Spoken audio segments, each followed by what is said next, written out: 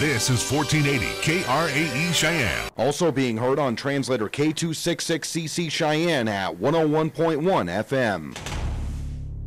What you are about to hear is a sports talk radio show unlike any other that has ever before been broadcast in the capital city of Cheyenne, Wyoming, USA. This is Cheyenne, Wyoming's Sports Talk Authority. The Wyoming Cowboys, the Denver Broncos, the Colorado Rockies, and the Denver Nuggets. The show is local, it's regional, and yes, the show is national as well. Wyoming Sports Talk Today is on the air.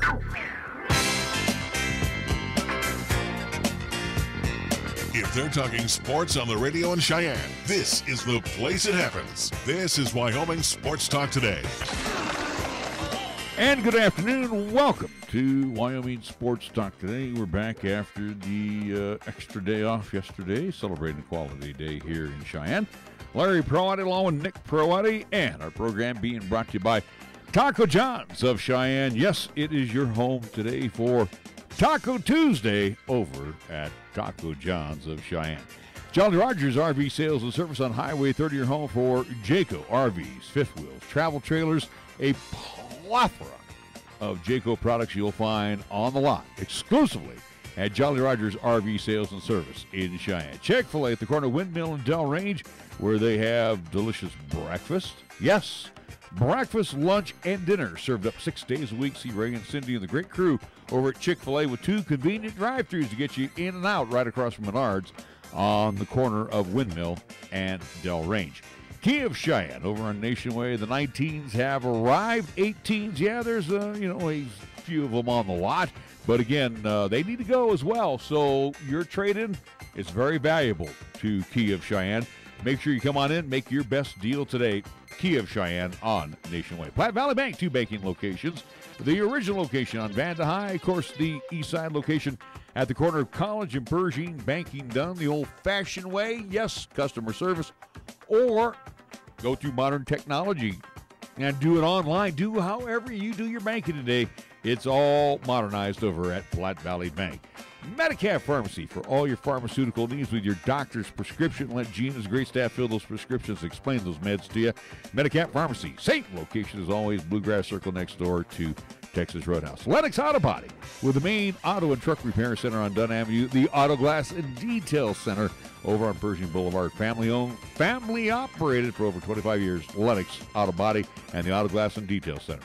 First Year Bank at 1508 Stillwater Avenue, right across from our good friends over at Mondello's Pizzeria, which we'll talk about in a minute. Remember, First Year Bank, if you are looking for some great CD rates, hey, talk with the great staff over at First Year Bank. They've got some great APYs going on right now at 1508 Stillwater Avenue. Across the street at 1507 Stillwater Avenue, Suite D in the Greenway Commons, it's Mondello's Pizzeria. Paisan cuisine at its best with fresh ingredients all the time, 7 days a week. Mondello's Pizzeria, a fixture in Cheyenne for going on 4 decades. Mondello's Pizzeria. And Mars Plumbing Heating at 1515 Logan Avenue.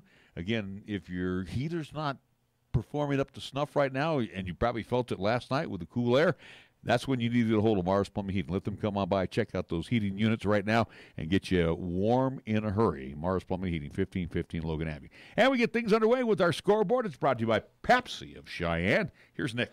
NHL action for tonight. We will see the San Jose Sharks in Washington taking on the Capitals at the Capital One Arena. Ottawa Senators playing host to the Arizona Coyotes. New York Islanders will travel to Chicago to see the Blackhawks at United Center. Calgary Flames will host the Carolina Hurricanes, and the Red Wings of Detroit will travel to Edmonton to see the Oilers at Rogers Place. That's what's happening NHL action for tonight. On the NBA scoreboard, the Sacramento Kings will be in Toronto at the Scotiabank Arena to take on the Raptors. Trailblazers and the Thunder will heat up tonight in the Chesapeake Energy Arena in OKC. Clippers and the Mavericks at American Airlines Center in Big D, and at the Talking Stick Resort Arena in Phoenix. The Suns hosting the Minnesota Timberwolves late night on the NBA schedule. Do want to remind folks as well, too, on the basketball side, coming up tomorrow on 1480 KRAE, LCCC in action, as both men and women will play host to Western Wyoming Community College. Coming into town, 5:30 tip-off with the women, 7:30 tentative schedule for the men as well, as it will be the Lady Mustangs and Mustangs of Western Wyoming coming into town over at the rack. So, in pregame 5:10, tentative schedule here on 1480 AM, 101.1 FM, 1480KRAE.com, and video live streaming as always on Periscope and the 1480 KRAE YouTube channel. And we do suggest, again, if you've not yet, subscribe over on the YouTube side. Again, we're getting a lot of viewers over there. And also, too, do encourage you to hit that subscribe button on our KRAE YouTube channel. Costs you nothing to subscribe. Not a damn thing. All right, our scoreboard brought to you by Pepsi of Cheyenne. Hi, I'm Alex White, tea master at Pure Leaf. When I make tea, everything I know goes into it. You can't be impatient. When I craft Pure Leaf iced tea, I don't take shortcuts, because I want you to have the same amazing taste of iced tea that I do. So I start with fresh picked tea leaves. Then, after they're delicately dried, I blend and brew them at a lower temperature to draw out their unique aromas. And then I taste and fine-tune the blend for a delicious smooth iced tea. I'd love to have you take a sip right now, but that's one thing we can't do over the radio. But you can experience the same delicious taste of Pure Leaf iced tea anywhere you are. I'm Alex White, Pure Leaf Tea Master. Pure Leaf, our thing is tea. You're listening to Cheyenne's new Sports Talk Authority. This is Wyoming Sports Talk Today on AM 1480 KRAE.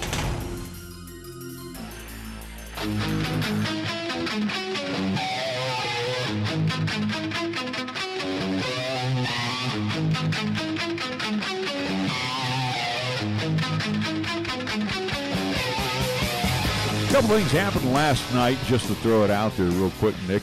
This happened at Staples, and first off, for the Warriors, Klay Thompson hitting his first 10 trifecta. As a matter of fact, shot 85% from the field. He was 17 of 20. Unconscious. It's an NBA record last night. That's unconscious. I love it. And again, for the Warriors, you're on notice, and you're on the clock to pony up some bucks to Klay Thompson. He's a free agent. Hey, they're not worried about that. And again, Clay's come out and said that he wants to be a Golden State Warrior for as long as he understand that. Can. And then So I'm not worried about it. The second part of that equation is DeMarcus, a.k.a. Boogie Cousins, is now playing for the Warriors. So how much better do they get? Well, here's your starters. How much better? They're on again, 6 or 7 game winning streak at this point in time. Now clear favorites of, again, number one team in the West, number one team, or at least trying to fight for number one team in NBA at this point in time. They're not slowing down.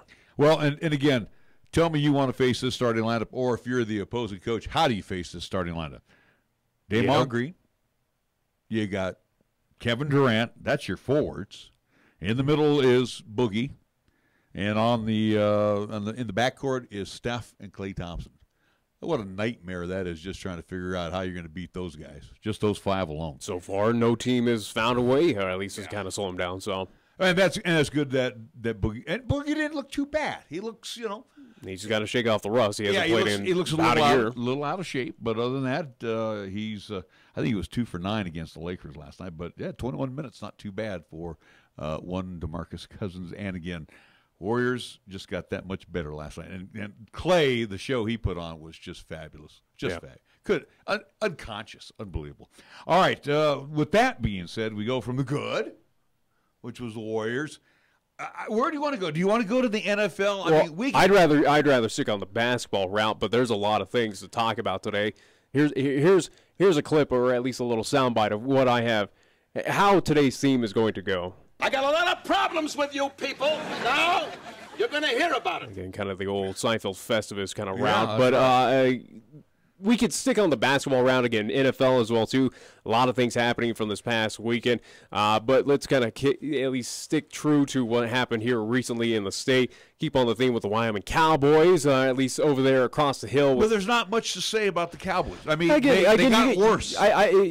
Yeah, they are. They got worse. They're going to be this Wednesday is going to be a true tell of just how bad the season is is for the Wyoming Cowboys, especially now missing one Justin James. Guess what? And I do want to say this.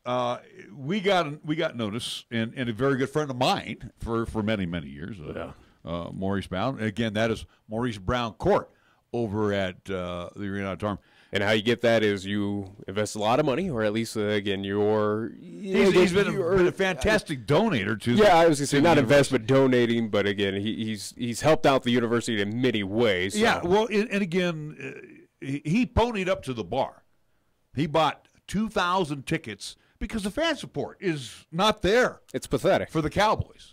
And they're drawing maybe over 3,000. The fan support is pathetic, but also, too, the team is pathetic at this point. We understand that, Nick. But again, too, you should be out there supporting your basketball team. And don't get in our case because we can't. We're doing JUCO. We gotta do JUCO, which again right now it coincides. I would rather say, or at least how I feel at this point in time, is support your local JUCO products. It was something that I posted on social media when I saw this story come out for the University of Wyoming. Hey, it's. Well, we'll get into that, but it's more so if you have two teams that have 7 wins combined at this point, dead last in the Mountain West. Both teams are looking for their first Mountain West Conference win of the season at this point in time. But on the same day across the state of Wyoming, you're going to have your Westerns taking on LCCC, your Caspers taking on whoever. Sheridan will be in action, Gillette, Eastern Wyoming. You have a lot of college basketball. Again, it's JUCO, but it's still collegiate basketball that's going on across the state of Wyoming, whether it's in Powell, Casper, Sheridan, Gillette, and Torrington, Rhodes. Rock Spring, Cheyenne. I know, and Rhodes, they're iffy tomorrow. Well, again, the whole state got blanketed by this storm. But anyway, again, a tip of the cap, the gesture is wonderful what he did. And again, 2,000. Something tells me there's more than meets the eye of what happened with 2,000 freebie seats available for tomorrow night. And again, go if you want to see the Cowboys and hopefully be in attendance for them to pick up their first one. It might be their only conference win. I doubt of the they season. even win. Well, we don't know. But the thing is, what I saw on Saturday as they lost to New Mexico. Now, New Mexico in the pit, I know they're not great shakes as well, but, going to the pit is the same thing like Laramie years ago. That's a tough seat. They only had 11,000 fans. The Cowboys are not a great draw right now. Clearly. So, and again, tomorrow night, without the services of Justin James, correct me if I'm wrong, Hunter Maldonado has he's declared he's redshirted, medically, so he's not going to return to the Cowboys. It's pretty much a wash season. We knew that for a while now, but it gets even that much worse, as hard as that to believe for the Wyoming Cowboys. But again, this move where no fans. This game originally, without this 2,000 ticket, at least kind of giveaway, essentially, or at least freebie availability for fans to try and trot on out over to Laramie, which the percentages are going to be vastly small of who are going to pick up these tickets. No one's going over to Laramie. Well, no one's driving, especially with the roads. Well, we don't know, and again, tomorrow's another day. Something tells me I have a feeling. Again, you're watching two teams that have 7 wins combined. I understand that, but the students are back halfway done with the season. Again, the students are back in session, so that will help a little bit. The average fan, and again, the average fan of the Wyoming Cowboys right now, and I think, and speaking on behalf of you, is take it or leave it with the Cowboys. This is not a good product on the floor. No, instead of what my mind goes to is I go, hey, we got better local collegiate basketball. I'd rather go see local high school basketball, support local teams that are better than what the Cowboys are putting on the floor right now. Well, is that not a fair statement to say? The gesture is wonderful, and a tip of the cap to Mr. Maury Brown for doing that. Like I said, I've known him for 30-plus years, and I think that is a wonderful suggestion. But you're right. It's going to, even with free tickets, it's going to be a tough sell. But, however, if you can grab a busload of kids from the boys' club, girls' club, head them on over. That's a little complicated because, again, with doing that, you'd have to have some – that's way too last minute. This is something that came over this past, Sunday? Yeah, but again, too, I believe yesterday that it was announced. It's already been spread all over that there are 2,000 tickets waiting for fans. But again, there's costs, there's gas, there's getting that coordinated. Gas is the cheapest it's been in over a year. It's you think it's worth it to go, again, 80 miles in total, especially here in Cheyenne, across I-80 that is We've done it before. I've done it in worse weather than that. If you really on a Wednesday, if you are a true basketball fan, if you're a true basketball fan, quit arguing with me. If you are a true basketball fan, I'm going to cut you off at this point because again, you are so naive at this point. I'm not naive. I'm just saying if you're a basketball fan, why not support your local JUCO products that are better off than what are the Wyoming Cowboys putting on the floor right now? Do you want to see? I think LCCC is putting on a better product right now. But do you want to see Hunter Thompson from Pine Bluffs play and Fornstrom from Pine Bluffs play? At least you got local products playing over at UW right now. You got local products on these JUCO products. No, we don't have anybody. We have Mackenzie Fagenbush. That's all. Okay, that's a Cheyenne's product. That's right. Again, you do have, especially coming out of, it's not local to Cheyenne per se, but you look at the roster of what's coming over the way from western Wyoming, they got a few local products, whether it's from Lovell, Wyoming, Rock Springs, right? Again, throughout the state. You look also, too, again, a little northeast in Torrington. How about a Cheyenne's product, someone that we know pretty well. Again, one Nick Mirich who played, again, son of Principal Sam Mirich over there at Cheyenne's. He plays for Eastern Wyoming at this point. Again, we got a lot of local products to support I'm here. not arguing with you, Nick. I'm just saying, hey, if you're a basketball fan, there's no point to go over to Laramie when, again, instead you got better college basketball within these cities. If you want to see D1 basketball, you go to Laramie. If you want to see D1, if you want to see JUCO, you stay home and you watch LCCC. Okay? It's a simple drill. And is there high school on tap tomorrow? On Wednesday? I would think so. I am not sure. I know we have it Friday night, right? Well, you had the Wednesday night contest of last week. I have not seen what the schedule is for this week again, other than our game for East versus Central coming up on Friday. Again, I tip my cap to more. That's a lot of cabbage he put out for that too. So again, if you go to that game, great, terrific. You don't have to buy a ticket. Ticket's waiting for you. Now, going back to the Cowboys, they got blasted at the pit. James goes out. You have now Hunter Thompson, a healthy body. You've got Young, who's trying to find his shot. You have Banks. So, I mean, really, you got Banks and Thompson. After that, it's pretty dismal. It's a roster that I don't even foresee at this point doesn't even win a game. Yeah, it's decimated. At this point in time, I think Wyoming is favored heading into the game at home against San Jose State. I still don't think they beat the Spartans. There's no way. And do we have a date on anything with James? How long? I don't know. I know he banged knees with one of the New Mexico players. My mind is so far gone from the Wyoming Cowboys at this point in time, for at least basketball-wise, that any news regarding this team, it's a second thought at this point in time. Well, the season's a wash. Oh, and I already told you this earlier, Nick. And you and me both agree on this one. This is probably, and again, in my time here, this is probably the worst basketball team that I've seen come out of the University of Wyoming. I think there are a few articles that have been recently popping up from across the state I would agree with you that this is one of the worst teams, and that's going to be, again, against Coach Alan Edwards, as much as, hey, you can deal so much with injuries, but you got to deal, again, as we put Coach Neil Breen, which we'll talk to here today on the show, which we put Jason Ficka, which we put Brian Ortmeyer, any coach that we've talked to on our show, you're judged by wins and losses. Yeah. You got to overcome these injuries like any other team does on any sport, and right now he's not able to.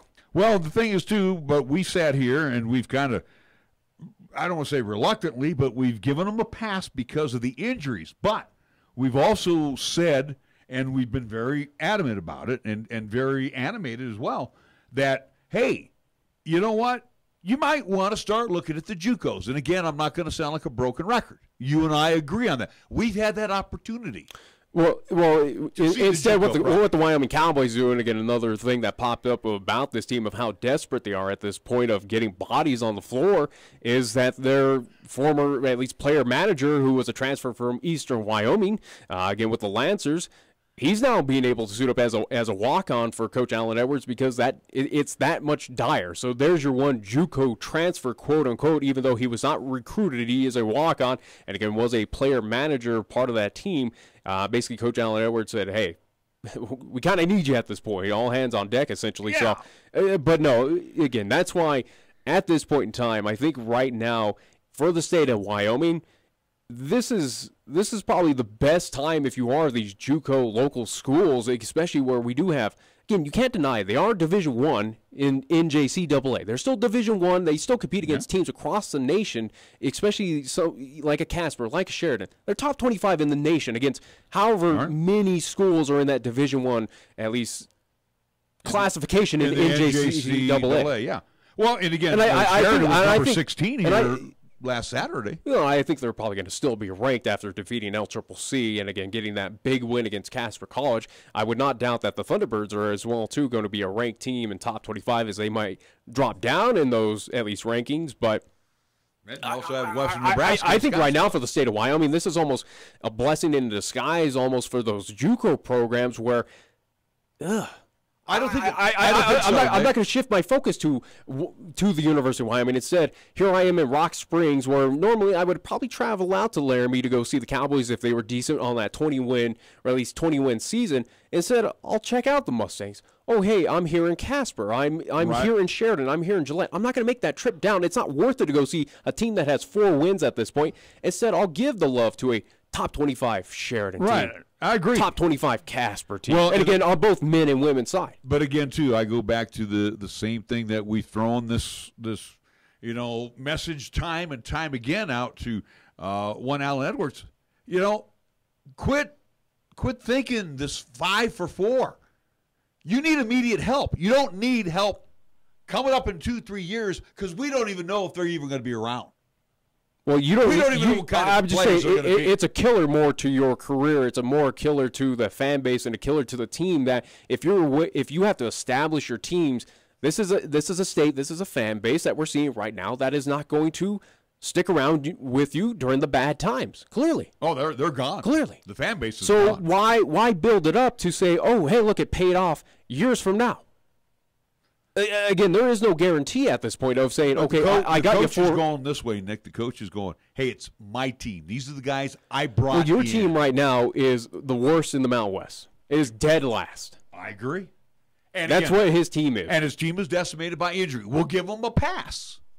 But again, what he should be thinking of next year, again, when 1 or 2 of these players leave the program and you got a couple available scholarships, you might want to try the 3 for 2 kid. Or in a case that we've, go back to Zaire Mateen last year, maybe you get a kid, a freshman, because there are some good freshmen we've seen too. And you could toss in Zaire, but also I'll toss in Landon Taliaferro, where I think it's stats that popped up on my timeline for Fairfield University. I think they're ranked either 38th or 58th, but again, still high up there in at least shooting. 3-point shooting. This team, the Wyoming Cowboys, Coach Alan Edwards, that tries to live off of 3-point shooting, you had your opportunity with a product that was 45 miles to the east of you that played at LCCC under a very, again, not so much storied, but again, at least with Jason Ficca, he knows what he's doing. He knows how to develop these players. He's got over 200 career wins. Again, he knows what he's doing as a head coach. He knows how to develop these players. And again, how many of the stories that we've heard are former players at least for the Golden Eagles that have moved on to be D1 products or, again, eventually make it into the NBA. He's done there. He's been there, done it. He's going to be upfront and honest with you and say, hey, this player's going to be perfect for your system. And how you miss out on him where, again, Landon Taliaferro, congrats. Or you don't even talk to him or come on out and scout him. Yeah. That's – again, that one I agree with you, and again, I'm not happy. And again, maybe these products are also too. Again, who knows what is really going on with the University of Wyoming? Maybe he is at least putting out some interest to some products here within the state, or at least in the Region 9 kind of area that we are in. But also too for those Casper players, at least for the Thunderbirds, for Sheridan. Maybe those, again, as top 25 programs, maybe those players' mentalities are, well, my talents are better or a lot better than for the University of Wyoming. I'll go for the University of Nebraska. I'll go play for CU down in the Pac-12. I'll go to a better college that's going to give me better opportunities, so to speak. Well, again, you look at a lot of the Colorado Region 9 schools there. You go to Otero, you go to Trinidad, you can go out to Lamar. Northeastern. Yeah, Northeastern. So there's 4 schools right there that, a CSU could take a look at. Guess what? Northern Colorado's starting to stick their nose into the JUCOs, aren't they? Northern Colorado's showing interest in the JUCOs. And it's paying off a bit where the Bears were pretty rough going in the Big Sky. And now they beat the Cowboys in a row? Twice. Interesting. At the AA, nonetheless. Again, the only team in Division I to ever do that. So, again, UNC. Obviously, UNC is taking a look at these products. Yeah. So, tip of the cap there. Again, then you go into the eastern part, into the northern part of the Region 9. The Sheridans, the Gillettes, as you mentioned, Casper, which has put out a good product year in, year out. Well, you can even go into Nebraska with the McCooks of the world. We saw great McCook teams, North Platte, Western Nebraska, again, a top 25 program. Other than the University of Nebraska, which already found one prospect on, at least for Western Nebraska, you got all these schools that only have just that one university that's far away there in Lincoln, Nebraska. But you also have Creighton. Creighton's a good basketball program. So, and again, not everybody's going to go to University of Nebraska or Creighton. But again, too, there's other schools in the state of Nebraska to go to. Here in Wyoming, we got one university. And again, what we're seeing with the philosophy of this coaching staff, and again, if I'm wrong, shut me down. 5 for 4. That's what they want. They want a 4-year kid that's fresh out of high school, and they're gonna if they have to redshirt him 1 year, great, terrific. Mm-hmm. I think you're missing the boat, Alan Edwards. Oh yeah. I'll say it again, and I will say it until I'm blue in the face. You are missing out on a lot of talent, and you got I don't know how many guys on your coaching staff. You need to get around to this state, maybe into Colorado, and check out what else is there. I would take a 3 for 2 kid, or I'd take a kid right away, like I said before, and I was meeting with some folks yesterday. They've got these guys already on the floor that are playing offense, they're playing defense, they already know systems, so they could be planted right away into the University of Wyoming they're playing system. against bodies that they're going to face off against in Division I as well, again, throughout the Mountain West Conference. And we're not talking kids that are 5'10", 5'11". We're talking kids that are 6'4", Hell, we 6'5", that are 7 good. foot with one David Applegren, even here at LCCC. Again, you got big bodies. And again, they're not just sticks per se, again, air quotes on that one. Again, these are big built bodies as well too that can box out and be aggressive. Well, on the we're inside. also seeing developments of we saw that with Sheridan this Saturday. But we're seeing Stephon Manzi, 6'8". Yeah, he may not be 295 pounds, but you know what? He can fly. He's a guy who's changed his basketball, or at least his game, around completely in a 180 from where it was last year to he's.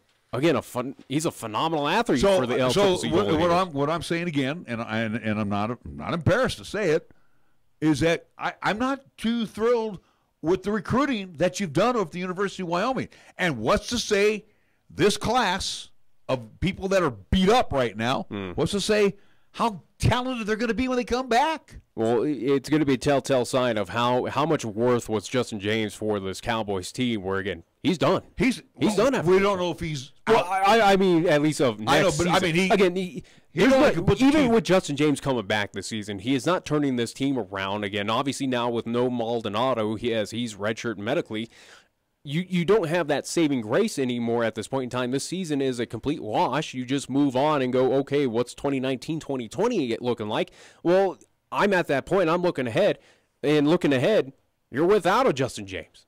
Again, one of the top players for the Wyoming Cowboys who's kept your team within these contests as much as he's trying to. You're going to be without him. You know, the 33-point blowout by New Mexico. And again, New Mexico's down in the pack as well. I mean, they're 3-3 now in Mo West play. But with that blowout at the pit, didn't show me that the Cowboys have given up. It just shows me they just don't have the talent to match up with most, or if not all, of the teams in the Mountain West. They just don't have it right again, now. Tomorrow's going to be the telltale sign. If they can't even if they lose to San Jose State, then they can't match up with anyone.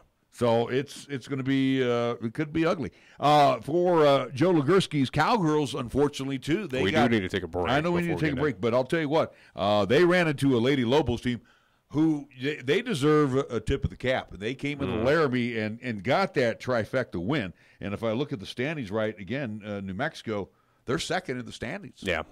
So New Mexico's been, especially on the lady side, a team that has surprised a few where I did not anticipate them vaulting up like they have. But again, it is a team you definitely have to take a look at, along with the Boise State. Again, a few others there up top in the Mountain West. New Mexico this would be interesting. They could be that representative in the Mountain West in the NCAA tournament. Well, that Jaisa Nunn for New Mexico, I mean, she's a load in the middle. I mean, again, big kid in the middle. And again, that causes a lot of problems, especially when you're trying to do your business inside. And again, if you're depending on the outside, those nights don't always happen. So again, for the Cowgirls, good crowd. Unfortunately, they went home disappointed on Saturday with the 78-75 loss. Got to take a break. We'll be right back with more after these words on 1480 KRAE.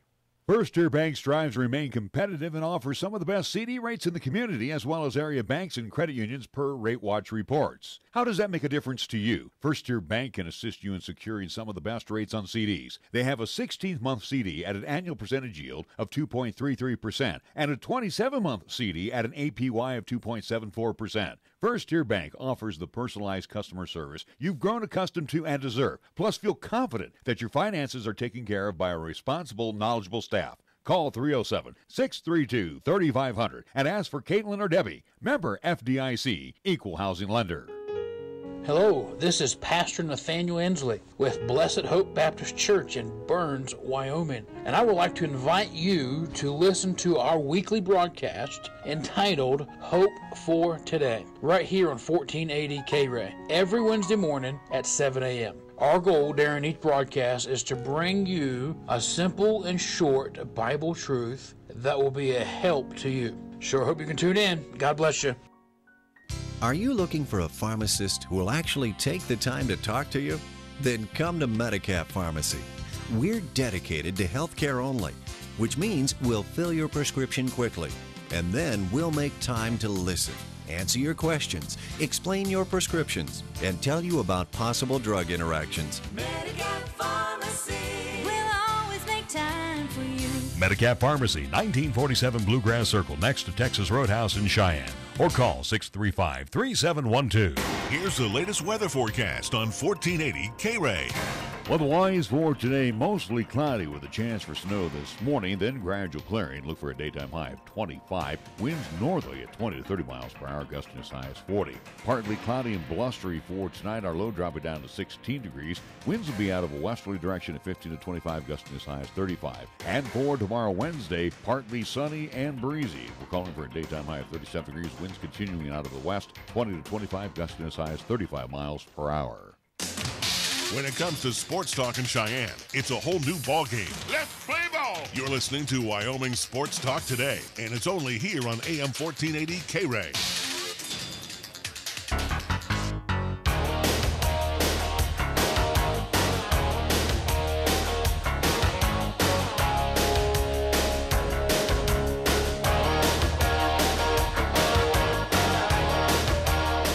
We're back on Wyoming Sports Talk today. Obviously going to tackle hoops here in the early part of the program as we had a chance to, well, kick things off with the Warriors. I think we're good with hoops now. Well, we do have LCCC tomorrow, and again, the homestand for the Golden Eagles. Matter of fact, let's go into the Golden Eagles. And again, I know Jason Fick is a guy that doesn't make excuses, and we've had a chance to chat with him, and me especially, I think plain and simple over the last 2 years.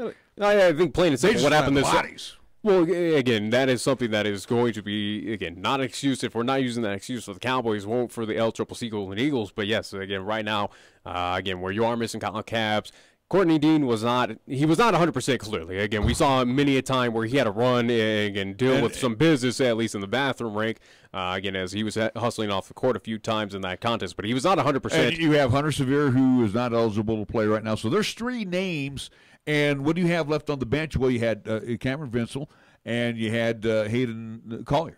That's it. No, Hayden started. Hayden started. So you got Mateo Zofko, who sat on the bench. So you have two options to go to. And again, Mateo is your best bench option as well, where Jason Fick has tried to at least find a good rhythm for Zofko at this point. But I agree with Jason Fick, and I think it's a good, smart plan to see Mateo come off the bench, where, again, he's had great games coming off the bench. He is that six-man. He is that kind of Andre Iguodala player where he kind of works best coming off the bench. So, but again, bodies are getting worn down, and again, where you're going against another top 25 program at home, again, Sheridan, with the Generals, it got again, Sheridan, it looked like they brought a team and a half there to at least warm up there in the rack when we were setting up everything. Guys out. See, the thing is with the big guys for LCCC, and I did like the triple tower look. I liked it with Stephon. I liked it with. And they had the advantage. They had the height advantage and for about the first half. And about midway through the second half, before they wore down. Well, again, it was the same collapse as what we saw against Central Wyoming. Again, it was that 6-minute kind of point in time of the second half where things just got out. Yeah, again, it just became stone cold, and they became, you hate to say it, but it kind of gassed. Again, got a little just tired a bit. Again, not having that option to sit down, especially with your bigs of, here it is with, David. David, he needs that time to kind of get a quick minute or two break. Yeah, I agree. And it's too bad. Again, the two injuries or the injury, the sickness that has happened, the injury to Kyle Cabbs, the sickness to Courtney Dean. Those guys right there are 20-minute guys.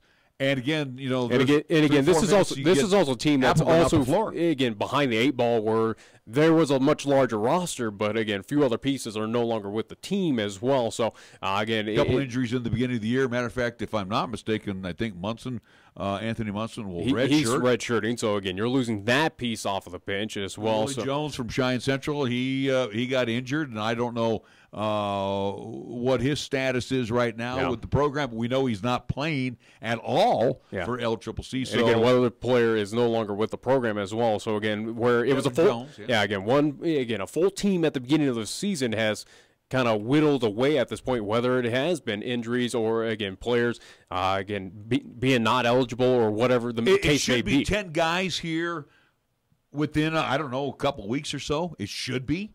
And again, they're still waiting on the doctor's for Kyle Cabbs to play. And maybe this is a situation, and it's something that I think Coach Fickett would agree with us at this point, but how many minutes, or at least this kind of, at least trying to look for the word, or at least to be as kind as I can with LCCC, but right now of where the kind of adversity that they're facing at this point, you kind of wonder when we do get Courtney Dean back to a quote-unquote 100, or at least he's over the sickness. When Kyle Cabbs is feeling better, at least, again, off of that injury. Enough to play. When we have more options on that bench to get these players in and out. Hunter Sevier gets eligible. Yeah, again, when a David Applegren can be able to at least sit down for a few minutes again.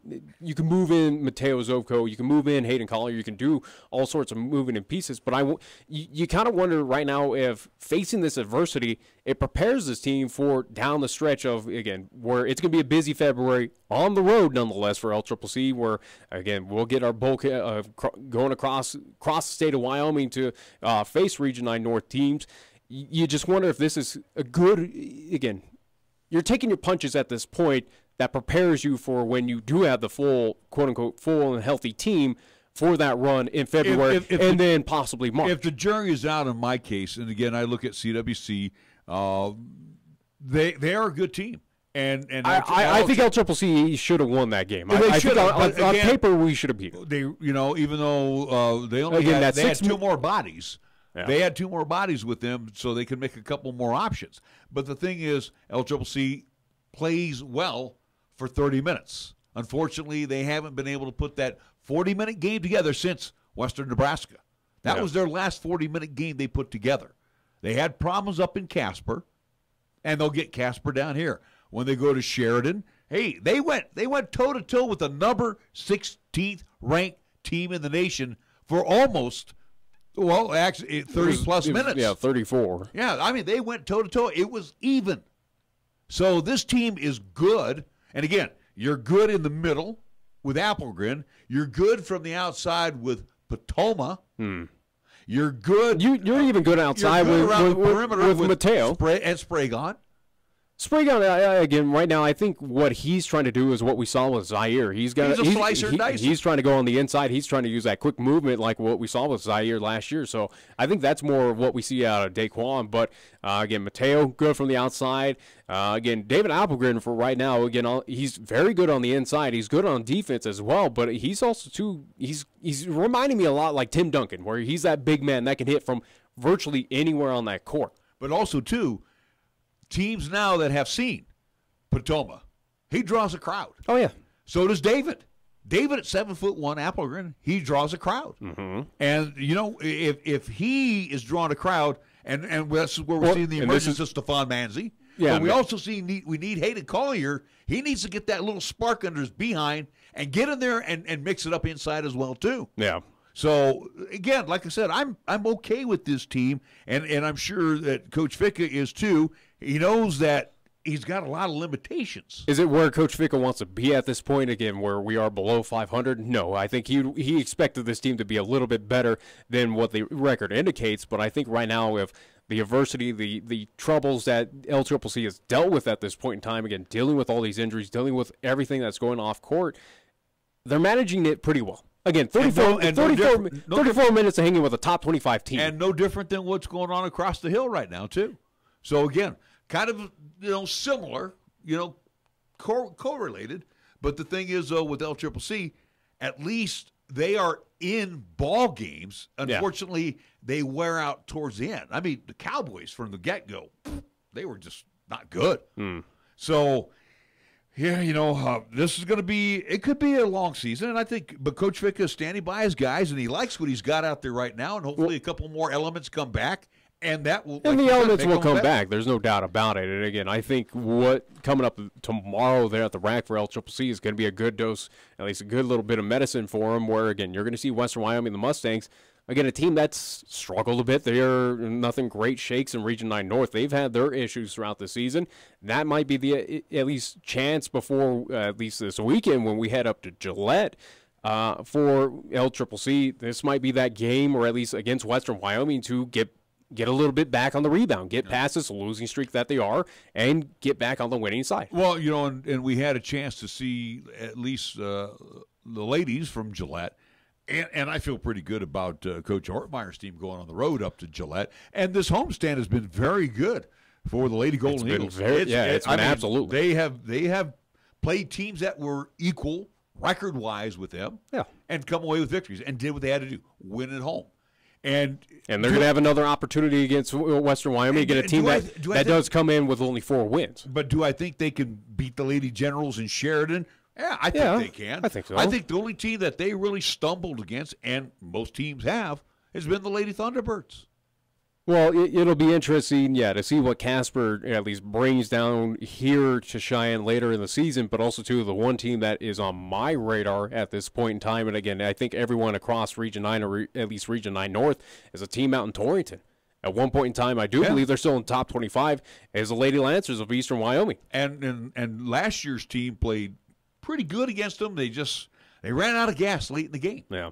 So here's the situation for the Lady Golden Eagles, which we saw, and on Saturday, I really got disappointed how they came out of the locker room. They just didn't. They were flat. Yeah. They let this team back in. They had no business being in that ball game. Well, Generals, and then they kicked it. LCCC was in cruise mode that entire contest. Never gave up one single lead to Sheridan, but here they came back again, just allowing it was the biggest bugaboo, the biggest issue for this LCCC team, at least the Lady Golden Eagles, is for whatever reason they get it stuck in their mind. All 5 players on the court, no one wants to shoot the ball.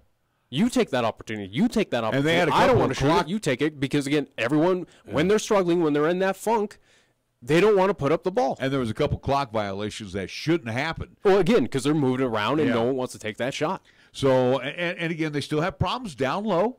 That that's something that Coach Ortmeyer is going to have to work out. And again, it's trying to figure out what you do with Kylie Milan, or at least trying to address that issue. But also too, put a substitution in. I'm just saying when you also go and address that center, at least that kind of big down there for LCCC with Jakia. Jakia gets in foul difficulty. Foul trouble, exactly. Very again. What She's we saw, very aggressive. 3 fouls in a matter of like a 2-minute span, where she had to come on out and sit down. Where I think for Coach Ortmeyer, that's kind of the golden question right now of what you do at that kind of center position for LCCC. And I think what he did in the contest this past weekend, he put Fagenbush down there. She's 5'10".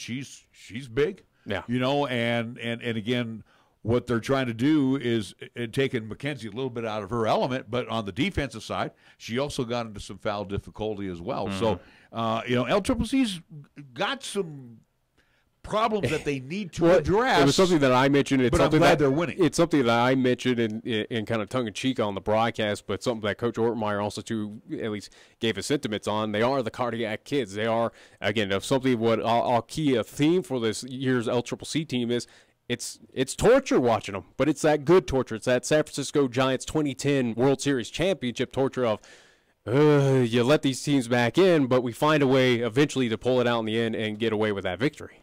So for LCCC, again, the Lady Golden Eagles will be matching up here with the Lady Mustangs tomorrow evening, 5:30. That'll be the opening contest. School's back in session. So I would expect the rack tomorrow to be, like you said, pretty full. For both, for the girls and boys, or for the men and women, excuse me. And guys will tip off at 7:30, so we're looking forward to bringing both those games again here on 1480 KRAE. We do need to take a timeout. We will come back with more after these words here on 1480 KRAE.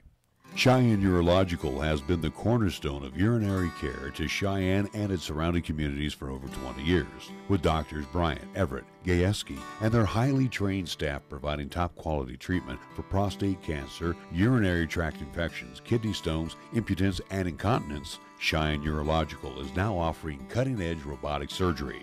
So call Cheyenne Urological at 635-4131 for compassionate, expert urinary care. That's 635-4131. Did you know High West Energy has been serving residents of Laramie County for 75 years? Based in Pine Bluffs, High West Energy is an electric co-op proudly serving 10,000 customers in 3 states, including 20 subdivisions surrounding Cheyenne and F.E. Warren Air Force Base. We're owned by our customers who share in the profits and have a voice in ensuring that we maintain high standards while keeping electricity costs low. Keeping energy affordable for 75 years. HighWestEnergy.com. A Touchstone Energy partner. Capital Lumber is number one in Cheyenne. Are you listening? We're all the lumber store you'll ever need. For over 50 years, Capital Lumber Company has offered a full line of hardware and lumber selections. Plenty of materials, even for the do-it-yourselfer. So talk with one of the many experts today at Capital Lumber Company. Capital Lumber Company is the best in the region, and they are your true value hardware store. Lumber One in Cheyenne. Capital Lumber Company at 1222 Dunn Avenue. Check out the huge savings this week at Town & Country Supermarket Liquors. Here are just a few of the terrific weekly specials. How about these super radio buys heard only right here? Jack Daniel's Old No. 7 Black, 1.75 liter bottle, $34.95. Souza Hornitas Silver Tequila, 1.75 liter bottle, $37.99. And Pabst Blue Ribbon Beer, 24-pack, 12-ounce cans, $16.49. Town & Country Supermarket Liquors on the South Greeley Highway, Cheyenne's low price leader. Holy cow, what is Breen Jewelers up to now? It's Super Bowl sale time at your favorite jeweler. Burry's entire inventory reduced 50 to 75%. Doors open at 11 a.m. Super Bowl Sunday, and you have 5 hours to liquidate the store. Every ring, necklace, and watch. Everything must go. Discounts are so deep, Burry's is practically giving away the best jewelry for next to nothing. Burry Jewelers, 2206 Delrange. Burry Jewelers' famous Super Bowl sale, 11 to 4 Super Bowl Sunday. Be there. Be there. When you say Mondello Pizzeria, think authentic Italian. When you say Mondello Pizzeria, think made fresh from scratch. When you say Mondello Pizzeria, think great pizza, delicious Philly cheesesteak, superb hot and cold Italian sandwiches, meatballs, sausage, and special subs, calzones, crisp salads, and great service. When you say Mondello's Pizzeria, think unmatched Italian taste.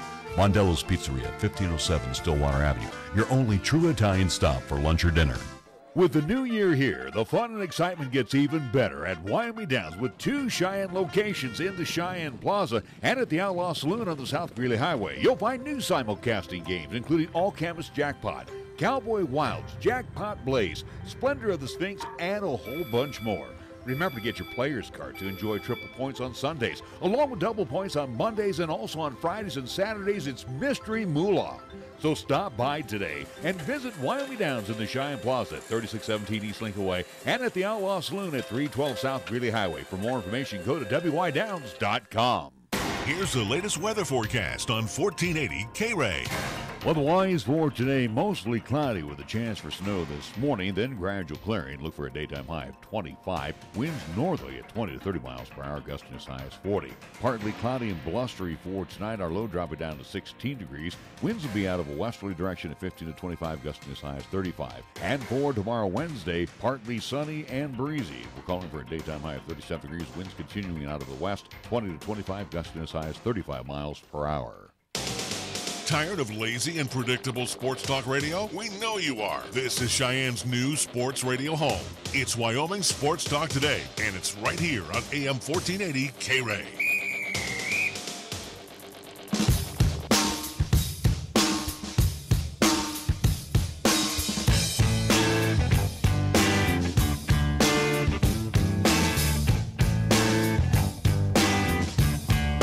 On the program later on, coming around 4:30, it will be the Stampede Coaches Show, as we'll have Coach Neil Breen in and Andrew Ware, who will be joining us from Defenseman Andrew Ware. Defenseman from Indiana. Brand new to the at least part of that trade that the Stampede did a few weeks ago. Again, brand new player to the Cheyenne Stampede, so we'll talk to them. Again, a rough weekend up in Casper against Casper Bobcats, a sweep in favor of Casper over the Cheyenne Stampede. But it was, again, all except for that Friday contest. Again, 3-2 in favor of Casper on Saturday, 3-2 in favor of Casper on Sunday.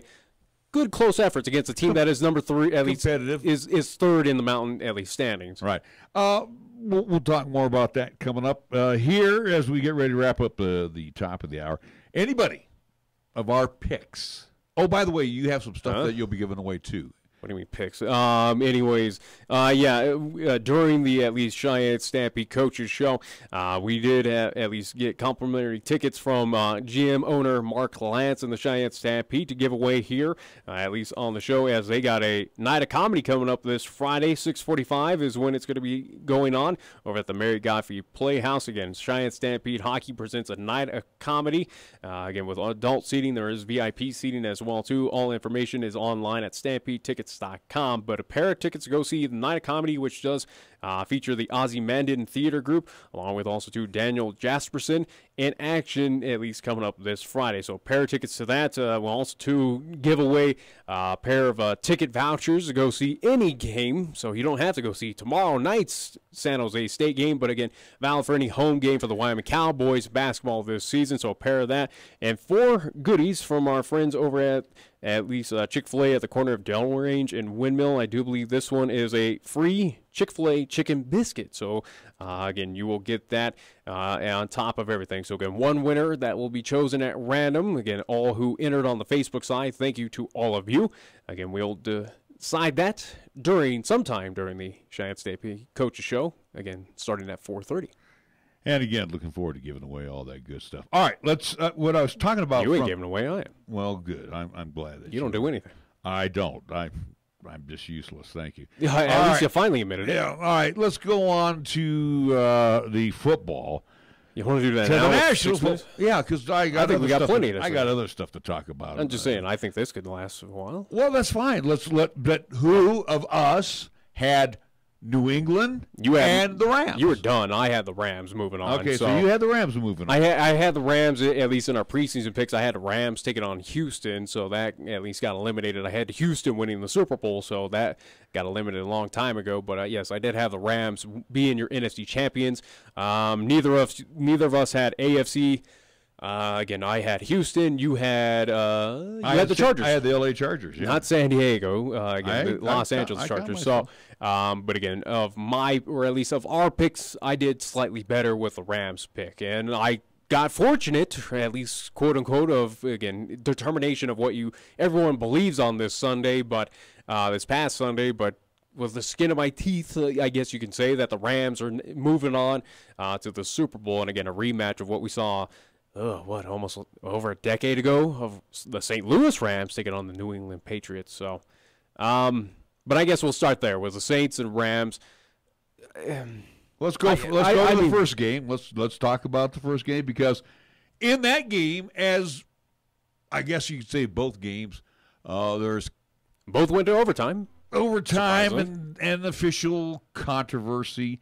You know, here's what I'm more so precedent in the New Orleans. That's game. right. And you know the thing is, I am sick and tired of this, and I am fed up. And the National Football League, which is the no fun league, we've already understood that. And I don't understand why Roger Goodell or somebody from his office doesn't step up to the podium instead of the coaches, or maybe they have the coaches step up and somebody from the office, or the referee in charge. As I say, Sean Payton already came up and said his thoughts, and he'll probably get fined. Yeah, and that's just it. He's going to get fined because there is that unwritten rule, or the it's written rule. Rule you're not supposed to talk back. And what I'm thinking is that maybe instead of the coaches there justifying the ball game, or hey, this call killed us, maybe the head referee needs to come up to the post game after, and he needs to be interviewed by the media, and he needs to take a look at the film, and he has to answer the question, how come you guys blew that call? I think that's fair. I think that's absolutely fair. I think it should happen. I think Roger Goodell, the gutless wonder that he is, should go to the referees union and say, every game, the head referee needs to meet the media after, and again, address a controversial call, or at least address of saying, hey, why this is and how that went. Again, I think that's absolutely fair. And again, instead of saying Sean Payton, well, I don't know what he was missing, but he missed that call. Granted, in Saints fans, stop complaining, because there were 4 other calls. I was going to say there was other calls on the New Orleans Saints that did miss. Again, a few face masks that were not called that should have been called in favor of the LA Rams. You should have never lost to the Rams. That was your problem. Yeah, you screwed up. Yeah. And Sean Payton. I'm just saying, Saint fans, yes, you do have an argument, but also your team came away with a lot more, at least no foul calls on that field, at least this past Sunday. So again, Saint fans, go cry, somewhere else. But it was, yes, that play at the end, it should have been called. There's no doubt about it. You had a ref that was blatantly just the side judge was stupid 5 feet away. Yeah, should have called that one. Here's the deal, Nick. We have so much technology, and we beat this horse instant replay, which is used most in the NFL. Where again, you spend 5 minutes with instant replay, and now you got an instant replay to verify touchdowns. Yeah, and now here we're going to get this next one on a controversial call. We need to go to instant replay. There's no more judgment calls. Yeah. And this was a judgment call. Here's your judgment call, and it failed mightily. So again, wait till the rules committee gets together here in the National. I don't think we've had a big mess up like this regarding the refs since when we had that infamous, what was it, the Packer call where against the Vikings. Yeah, against the Vikings, where you had the backup refs essentially, because again the refs were in that union strike. We haven't seen a big controversial call since that. And right now, it makes me wonder with the NFL, this has got to hurt the NFL stock that much. The NFL right now. I think, right now, going back to the XFL, I think XFL right now is in the prime position where, for instances like this, fans are going to go, I'm tired of this. You screwed my team. I agree. I'm done, Roger Goodell. I'm going to the XFL. I'm going to watch something else. They're not going to watch the XFL. And again, whatever. Again, you and me we'll see that in 2020. But I'm just saying this hurts. This puts a black eye on the NFL as much as it's already got one. This is pretty much a punch in the left eye now for the NFL. This is not good. The NFL is run by stupid. Okay, Roger Goodell. It's run by stupid. That's making him stupid amount of money, and that's why he's still in. That's why. And again, the country club guys are like, "Hey, you keep bringing us billions of dollars, we're fine." But the NFL is run by stupid. Yeah, there's no doubt about it. And it's going to be continue to run by stupid. And this year, what's even worse than the product was the guys that were officiating. And now again, I'm going to go to the other side of the coin here for the referees. You have to interpret many stupid rules. Yeah, there are unbelievable, at least amount. These guys, I don't envy of what an NFL ref has to go through. Again, reading every rule, memorizing, again, all the hand, at least signals to, again, alert at least the press box and at least who's officiating up top. I don't envy him. See, you go to the Kansas City game. And I understand why we probably have missed calls like this because, again, there's so much in the mind of a ref of going, well, I got to look at his feet. I got to look at his hands. I got to make sure his face mask is not. I got to make sure his jersey's not being pulled. I got to make sure that he's not, in Kansas City. There's a million things. Where Kansas City got whistled for roughing the passer. Yeah. The guy never touched Tom Brady. Yeah, that brought up the tuck rule kind of Oakland Raider kind of. But again, it shows that the officials can't make judgment calls anymore. No. So again, everything is going to go by the eye. I think for NFL right now, or where you are afraid that MLB is going to go completely automated, I think NFL after what we saw, with the championship games we saw this past Sunday, that's almost a case and argument of saying in favor of. We need to ditch the human element and just go pure, just robotic. Go pure, just of just analysis, computer data of just saying, all right, let's go to the computer and see if that was. Let's go to that replay and just make sure that every play is kosher, every play, at least every foul is called at this point. I don't know who the Super Bowl crew will be for. I don't think it will be either. I would hope it's not anyone that did the championship games. I hope neither one of those crews. I think the championship game crews get to go to they get to go do the Pro Bowl where it doesn't matter. And I don't think they could even do that right. I don't know. And again, here's this week, and I know we need to take a break here. And matter of fact, I'll talk about the Pro Bowl coming up after. No, who cares? Well, that's what I'm saying. The Pro Bowl. Who cares this weekend? They try to spice it up with all these little ditties prior to the game. The game itself is going to be a bust. Nobody cares. And I don't even know why it's even going on. All right, we're gonna come back. We'll talk some more sports. And again, we got the Stampede Coaches Show headed your way at 4:30 today. Back after this. This is 1480 KRAE Cheyenne. What you are about to hear is a sports talk radio show unlike any other that has ever before been broadcast in the capital city of Cheyenne, Wyoming, USA. This is Cheyenne, Wyoming's Sports Talk Authority. The Wyoming Cowboys, the Denver Broncos, the Colorado Rockies, and the Denver Nuggets. The show is local, it's regional, and yes, the show is national as well. Wyoming Sports Talk Today is on the air.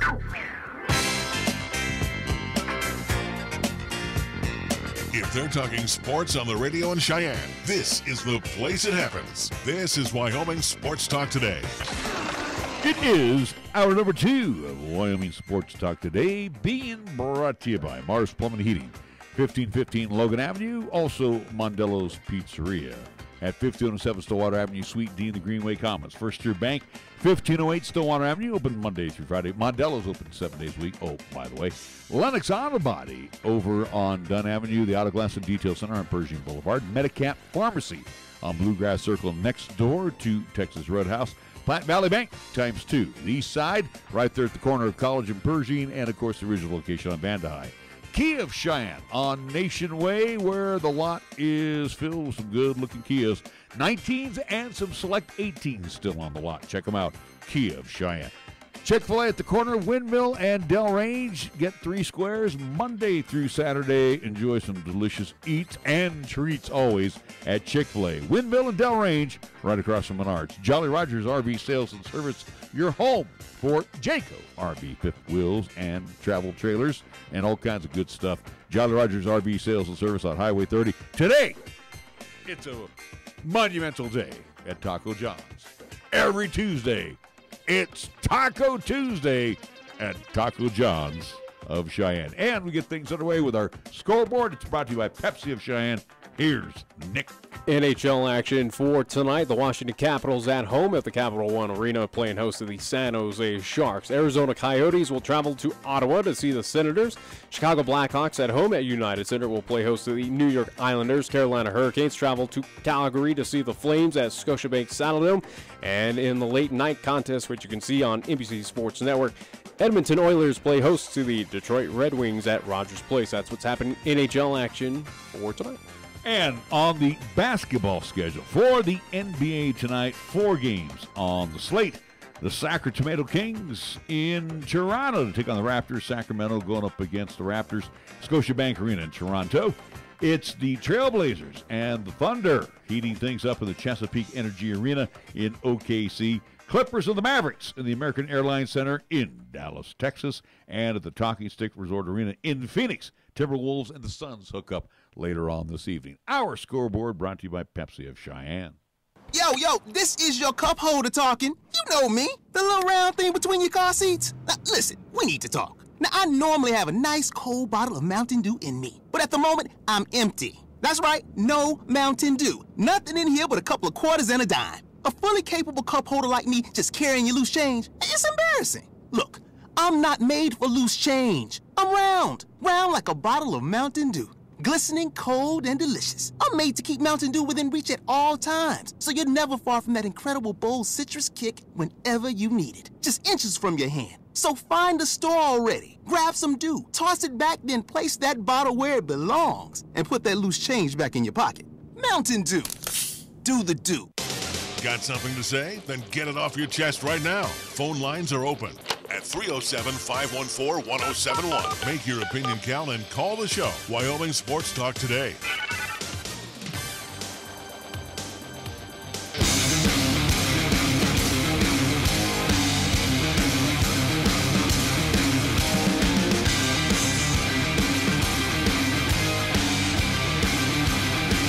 We're back on Wyoming Sports Talk today.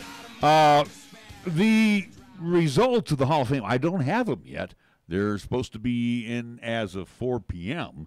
So hopefully we can get a clue on who will be elected to the Hall. Again, I'm still thinking that Mariano Rivera might be the first ever unanimous choice. We'll see. We'll see. Again, there's other indications as well too that he will be unanimous. He's I think guaranteed to be a first ballot Hall of Famer. But joining him, all indications of, or at least the rumblings of what I've seen today, as again votes should be in, or at least are now should be getting posted here very soon. Again, one Barry Bonds should be able to make it this year. That he should have enough to be elected. I'm thinking it's going to be Halliday, Rivera, and on the outside, Edgar Martinez. Like I said, there's been a lot of vocal entities across MLB. A lot of these voters, or at least these writers, coming out and saying, yeah, Barry Bonds, he was on my list. Mm-hmm. He was top on my list to get him in. And I think even MLB, I do believe, at least it was cut for on the social media sides of kind of basically, it was almost a ploy today of saying, hey, let's get Barry Bonds in, or at least let's make sure that he's in. It has that rumbling right now, or at least, again, of where we've been talking about this for quite a while. All indications are showing that this might be the year that Clemens gets that respect, or at least Barry Bonds gets enough to make it. And again, MLB finally addresses this. And again, gets your home run leader, right. Again, a phenomenal athlete. Again, what he did in his career is nothing short of just, again, it was historical, clearly. And I would hope that MLB, again, as a Giants fan, as a Barry Bonds fan, as a kid growing up, that today is the day that, or at least we all kind of grow up together, these MLB writers as well, and realize we need to address this, and he is definitely a Hall of Famer. And if Barry Bonds gets in, then you have to throw the door open for Roger Clemens, too. And I think so. And again, all indications are showing that his numbers will go up. I don't think 5 guys are going to make it. I think you're lucky to get 3 in. And again, and who's on the outside looking in, and I think he's going to get hosed, and I'm very disappointed in that because, again, sheer numbers respect what Todd Helton did. And, again, played for only one team in his career. About sheer numbers. How about, again, sheer numbers that Barry Bonds put I up? understand that. But, again, too, are those tainted numbers? Are they tainted? Answer the question. I don't give my at least answer on that. Again, I can't do it for my childhood, at least. I wouldn't even say a hero, but again, the guy that I just love watching, again, baseball, my all-time sport, playing on my favorite team. It's hard for me to talk. I understand that Todd Helton has nowhere near the Barry Bonds. Again, I've never sold short Todd Helton. I think with him, but he was a Colorado Rocky. I know, but the disrespect that he's going to get today is going to really tick me off. Again, Larry Walker. You should expect it. Larry Walker, had great seasons in Montreal, had great seasons with the Rockies. He's not a Hall of Famer. Yeah, and he's going to get more percentage votes than Todd Helton. Every indication is showing that he'll have a higher percentage than Todd Helton, but we'll see. Again, when those stats are posted, or at least those percentages. But Or at least Larry Walker, not a Hall of Famer. Todd Helton absolutely is, but again, he's got to play under that adage. If you played your entire career as a Rocky, you played at Coors Field, blah, and again, it's going to be that old adage for quite some time. It's almost what we're seeing is a trend of, well, Barry Bonds, you were part of that steroid era, you were involved with it. Well, you're going to have that taint your kind of legacy, or at least kind of hurt your Hall of Fame ballot, at least your numbers essentially. Todd Helton, even though not being associated, but his steroid, or at least his kind of issue, is just playing at Coors Field. And again, this might be something that takes a few years to get these riders kind of warmed up and going. Here's the deal.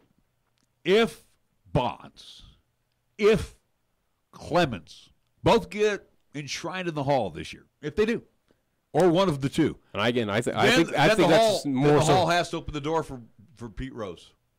And I think so. Well, Absolutely. no, I'm serious. They're going to have to do it because They gotta. simply for the fact, if we are saying these guys are cheaters, if we're in agreement that they have stretched the rules, I would agree, stretched but the rules a little bit, then again, Barry Bonds never proven, but it don't matter. The Clemens, yeah. So my point is, though, at least Rose admitted, to doing things wrong, but he still had 4,000 plus hits. In his No, life. and again, he's got the numbers. He absolutely should be a Hall of Famer now. Again, will MLB, as much as MLB took a while to at least kind of bring him back into the game, again, for Pete Rose, being addressed at the at least All-Star game in Cincinnati, at least being a part of that Cincinnati All-Reds team, again, now being a part of, at least I do believe, on FS1 for a few years, doing the postseason kind of broadcast associated with Major League Baseball. I think he's almost kind of polishing himself in that media, in that regard towards Major League Baseball, of going, all right, maybe we're a little too harsh on you. It's kind of like with Barry Bonds. Again, what was his kind of adage, at least during his playing days, of he doesn't like the media doesn't like him, don't like Barry Bonds in general, other than if you're a Giants fan, no one else liked the guy. Now, post his career, now as he's kind of been an ambassador, he's been a part of teams, he's gotten a little more, at least, lively to the media, not so much being bad towards them. It's kind of helped his image, so to speak, of going, all right, okay, he's not that bad of a guy as we thought. Let's give him a little bit more respect. And I think Pete Rose is kind of trying to get himself back into that kind of limelight. Well, all these guys have. Let's look at A-Rod. A-Rod, yeah. Mr. Insincere. A-Rod, you wouldn't even believe he ever did it. Yeah, Mr. Insincere. He's everybody loves him. He's part of the ESPN broadcast. Yeah, and J-Lo and him, they're the greatest thing since sliced bread. And you would never know that A-Rod was a big cheater and got suspended for how many games, and how real sorry he was. Well, he lied about it too. Yeah, I know. So again, and again, going back to the Rafa Palmeiro, I didn't do it. Period. And again, too, it's like your credibility, as far as with me, credibility with A-Rod, it just went out the door of going, he's a nice guy, And he should be thankful I'm not a writer, because when he comes up for enshrinement or has that opportunity, I think A-Rod I'm going to tell him to go pound sand. I'd like to think A-Rod's going to be a Hall of Famer. Even with what happened, again, I think he's done enough in his kind of post-career of what he's done in the limelight, trying to be that ambassador for Major League Baseball, trying to be a good face, a positive image. I think that is going to wane him, that's going to give him enough to. He was more of a horse's patoot. Don't go there. He's a horse's arse. Okay, but again, I doubt anyone would be saying that about him right now. I think right now, where again. Those of us that watch it's the Case Keenum, John Elway of what have you done for me recently? A-Rod, what have you done for me recently? Well, you try to be an ambassador. You try to be a positive image. You try to be a good face in the public eye. That gets you bonus points to these riders and to these Hall of Fame voters and to Major League Baseball in general of going, all right, maybe you weren't as bad as a guy. Okay, here's my vote for you to get into the Hall of Fame. Okay. I think A-Rod will be a Hall of Famer. I absolutely think. Yeah, I think so that's a given. But I guarantee you, he's going to get it by the hair of his chin because there's going to be a lot of the old line guys. I think he'd be more surprised. No, there's going to be a lot of the old line guys that aren't going to forget his insincerity. Yeah, but that old line guys, they're fading fading away right now from Guess MLB. what? He comes up for the vote here, I think, in 2 more years. Yeah. So, anyway, it's interesting. There was a trade. And we were kidding about it here the last time we were on. Talk about Sonny Gray. Yeah. Sonny Gray no longer a Yankee. As a Red. Yeah, they sent. How about this? I mean, the guy. The Reds are being aggressive. You gotta like that. They are, and they're being aggressive younger. If you notice that, I mean, Gray is what, 30 years old, something like that. Yeah, he's not terribly young. Yeah, he's not old, but a 3-year deal, $30.5 million. Good move by the Reds, though. Again, I think the Reds, who have plenty of capital, they have plenty of money to spend. They're being aggressive in the offseason. I like it. Yeah. It's a good move. I think does that vault the Reds in the NL Central? I think it gets them out of the basement, so to speak. But it's nothing up in the Brewers. I still think the Brewers, as much as they've kind of they've made slight moves. Granted, they've kind of they've got the pitching. They got the pitching. They've got the arm. I don't think Cincinnati at this point has done enough to at least take over that central position, or at least even get them ahead of the Cubs, even get ahead of the Cardinals at this point. But I think it's a positive. If you're a Cincinnati Red fan at this point, with that being around that franchise, these are good moves. These are building block moves that maybe this is something to watch out maybe next season. Maybe a season after that of where they could make some good damage, and they could be a very formidable team in Major League Baseball coming up. Let me ask you this question, and again, I know we're really close to our coaches show here. Are you surprised? And again, think about this, gang. We are less than a month away. 21 days. From spring training. And you still have the marquee guys unsigned. I don't think that's going to last for much longer, clearly. Obviously, with 3 weeks left, I think things are going to get figured out here, if not this week, next week. Those talks are, again, I would not doubt the talks have been exhausted at this point across Major League Baseball for Bryce Harper, for Machado of, all right, I've heard every argument, I've heard every case for of a team. Here's my chance to make that decision. All right, cool, I'm ready. Let's go to spring training. I don't foresee that for Bryce Harper. He's going to extend it out to, here it is, last day before we got to report to camp. Oh, this is who I'm signing with. I don't think he will. I think he's just. It's a smart decision by Bryce Harper to kind of not jump the gun, not jump the gun and go, okay, let me listen to everything. Let's see what happens in the offseason. Like, for instance, again, what the Cincinnati Reds just did with Sonny Gray. Maybe that entices Bryce Harper. Not saying he's going to the Reds. I highly doubt that. But, again, I think in Bryce Harper's mind, I think waiting it out, not to the last minute as much as it feels like it, but just seeing how things play in the offseason of what teams are being aggressive, what teams are making those moves, and seeing what's the best fit for me. What's the best fit for me to win now? I'm looking here. I got the entire free agent list in front of me right now, and I'm just looking at who's signed, who's not signed, and golly, I'll tell you, this is a big list of guys who have not. Again, I would not doubt that we see things heating up here soon. I'm looking here. Let's see, Cargo, for example. Okay, he's not a big entity. I think the Rockies. He's 33 years old. Rockies are pretty much hit and miss on that one. Of you can let him go or you can retain him. I don't think it really hurts. Let's see who else here. Matt Holliday. I'm just looking at Matt Holliday. I'm looking at the Rocky guys here. So see, Holliday's 39. Wow, he's a big free agent, at least ticket item right now across MLB. I need to sign Matt Holliday. Yeah, nobody's jumping on him. Nick Hundley. I'm surprised the Giants haven't looked at him, but I also understand. I know who they're looking at right now, and they haven't. Again, they haven't really ventured out of the ballpark. I mean, they're still kind of hanging around. Let's see. I'm kind of disappointed that the A's let Lucroy go. I think Jonathan Lucroy is probably one of the most underrated catchers around, and he went to. Can you believe he went to the Angels for 1 year, $3.3 million? I'm trying to see anybody who's been the big Andrew McCutchen, 3 years, Yankees to the Phillies, $50 million. No, yeah, he got paid, but with Andrew McCutchen, the addition to him for the Philadelphia Phillies, does it do anything for me? Does it?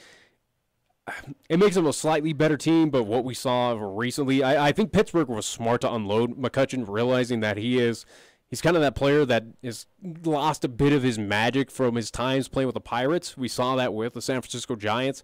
And I think the Yankees also, too, realize that as well. Will his career be revitalized now being back in the state of Pennsylvania? I don't foresee it, but it's interesting to see. Was that the move enough to say, hey, Machado, come play for us now? I'm still scratching my head here, too.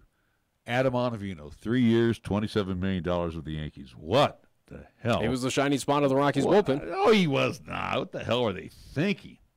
I'm just looking here. There are a lot of free agents. There's a pile. How about Hunter Strickland? Who cares? Nobody's touching. Who cares? Nobody's touching that head case right now. I would hope not. I mean, holy cow. I'm just going to throw out another name here.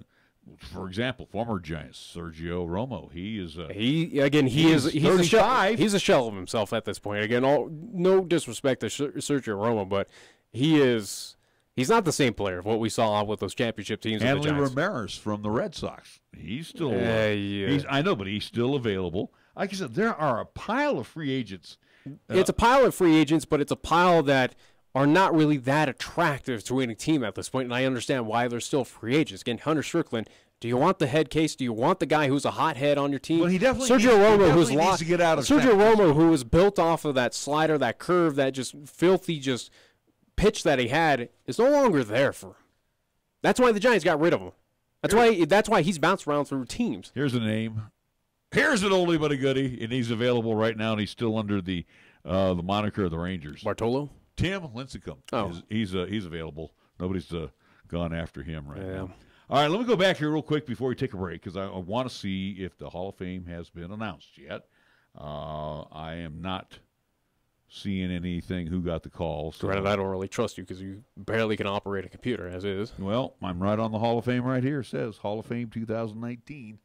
So, again, my 3, I think, is going to be what will happen today. And, again, if Edgar Martinez does not get in this year, I don't think he's going to get in. And I don't really think he deserves to. I shouldn't say he deserves.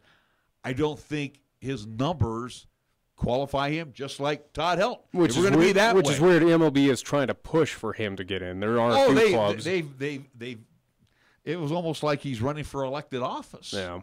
So, again, just as of now, 4:23 Mountain Time, still waiting on who's going to be elected to the Hall of Fame. We do need to take a timeout, unless you got something here real quick. No. Not at all. You have nothing to say? Well, the only other thing, and it probably upset you, is that there's indications showing that if MLB was to add another rule, I don't know if you saw this, but MLB is looking to potentially this season add pitching clock as an official rule. I think we saw that. Did we see that when we went to the Brewers AAA, the Sky Sox? Well, they've done that. They've done that in minor league baseball. It's been that experimentation. But right now, MLB is showing indications that for this season, pitch clock is going to be a thing. Did you pay attention to it? No, as a fan, we saw the clock. You noticed the clock, but half the time it wasn't even operated. But it's showing that indications are that the pitch clock, again, something that is kind of hated by purists, and again, for me, it's like why even do we really need to speed up the game that much? Who would be your worst pitcher for that? I'm trying to think. Who's taking their time? Yeah, would it be Cueto?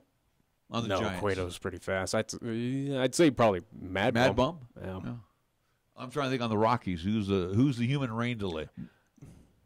Jake McGee? I don't know. But I'm just saying of this pitch clock that has been floating around minor league ballparks and something that they've experimented with, it's showing that that's going to be – indications are showing that that's going to become the major rule, at least the next major rule that MLB does pass. Yeah. And for me, and something we talked about I think like last year, but as it's now showing that it's going to be a thing, why? Why do we need to do this? And is it going to speed up the game? Let me ask you this. Last year with the 6 visits that you had to the mound, were games sped up anymore? No. Games still last 3 hours. Yeah. They're always going to last 3 hours. Why are they going to last 3 hours? Oh, because now you could challenge. And guess what? Some of those challenges, especially when they went back to New York to... Well, you only get one challenge a game. I understand. And again, It still lasts the instant 3-4 minutes. the instant replays are not awful. There are instances where those instant replays go on way too long, but it's pretty much a quick 31 minute where, hey, you deal with it. It's kind of like NFL. NFL drags on. Again, seeing the 49er Bronco game in person, that drug on. Right. That took forever for that game to finish and wrap up there in Santa Clara. Baseball, you anticipate it to be long. You anticipate it to be 3 hours. Yeah. And if you want to get... But I'm just saying, of introducing this pitching clock of 25 seconds... It's not going to speed up the game. No, it's not.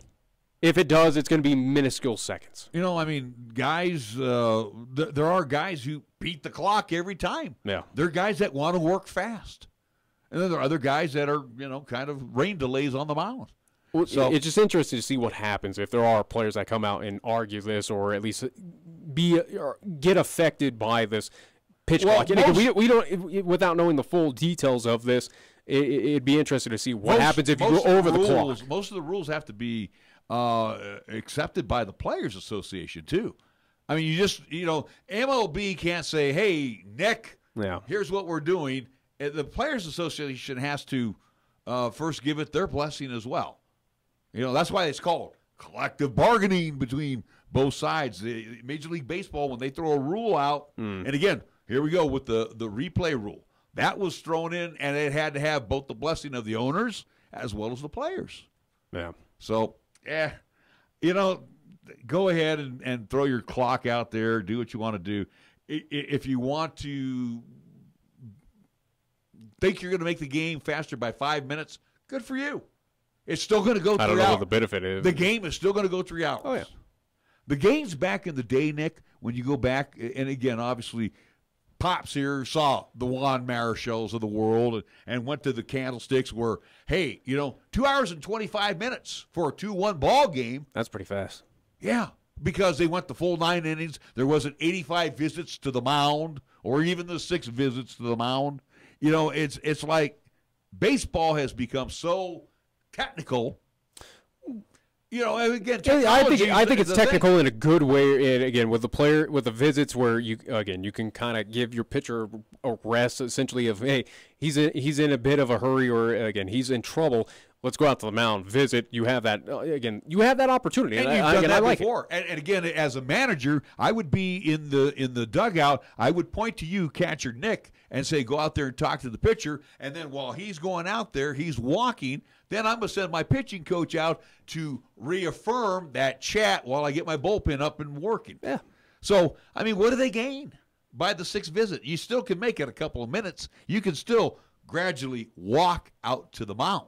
Yeah. It's not like you got to run out there and hustle it up. And then the umpire is going to eventually come out, and then you break up the sewing circle. So, baseball, it's going to be 3 hours, gang, no matter what. Because of all the maneuvering and all of the, the changes and the double switches and this, that, and the other, it's still going to be 3 hours. Bank on it and enjoy it. Yeah. It's Major League Baseball. All right, we do need to take a timeout. We want to come back with our Stampede Coaches Show after these words right here on 1480 KRAE.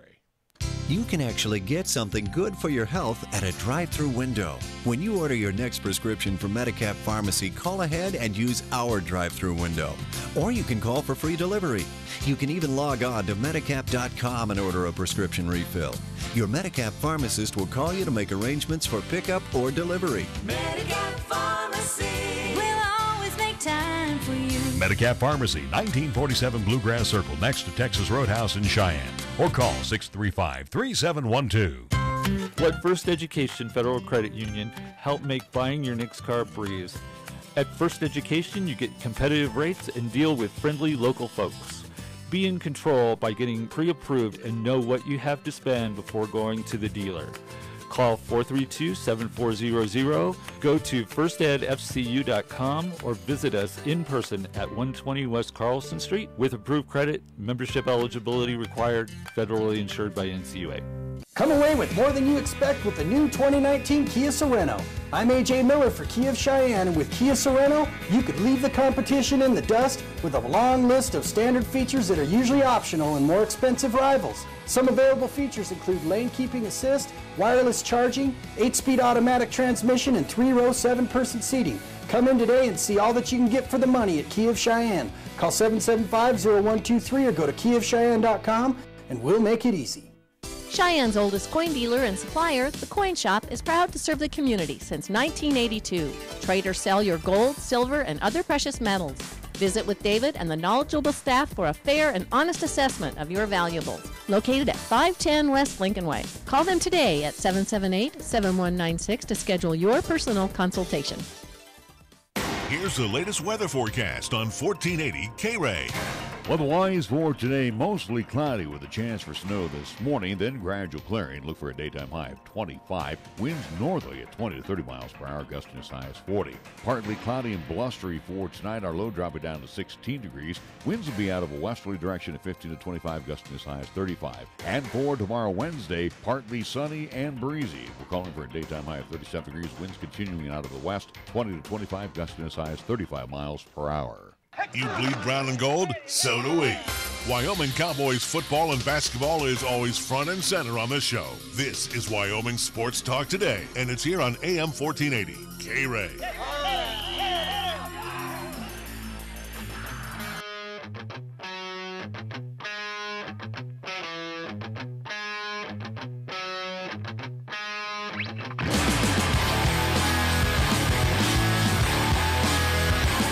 We are back on Wyoming Sports Talk Today. We get a chance to talk first with the player. We're going to go opposite direction. Usually we talk with the coach first, but we'll grab him because I understand Andrew Ware is working right now.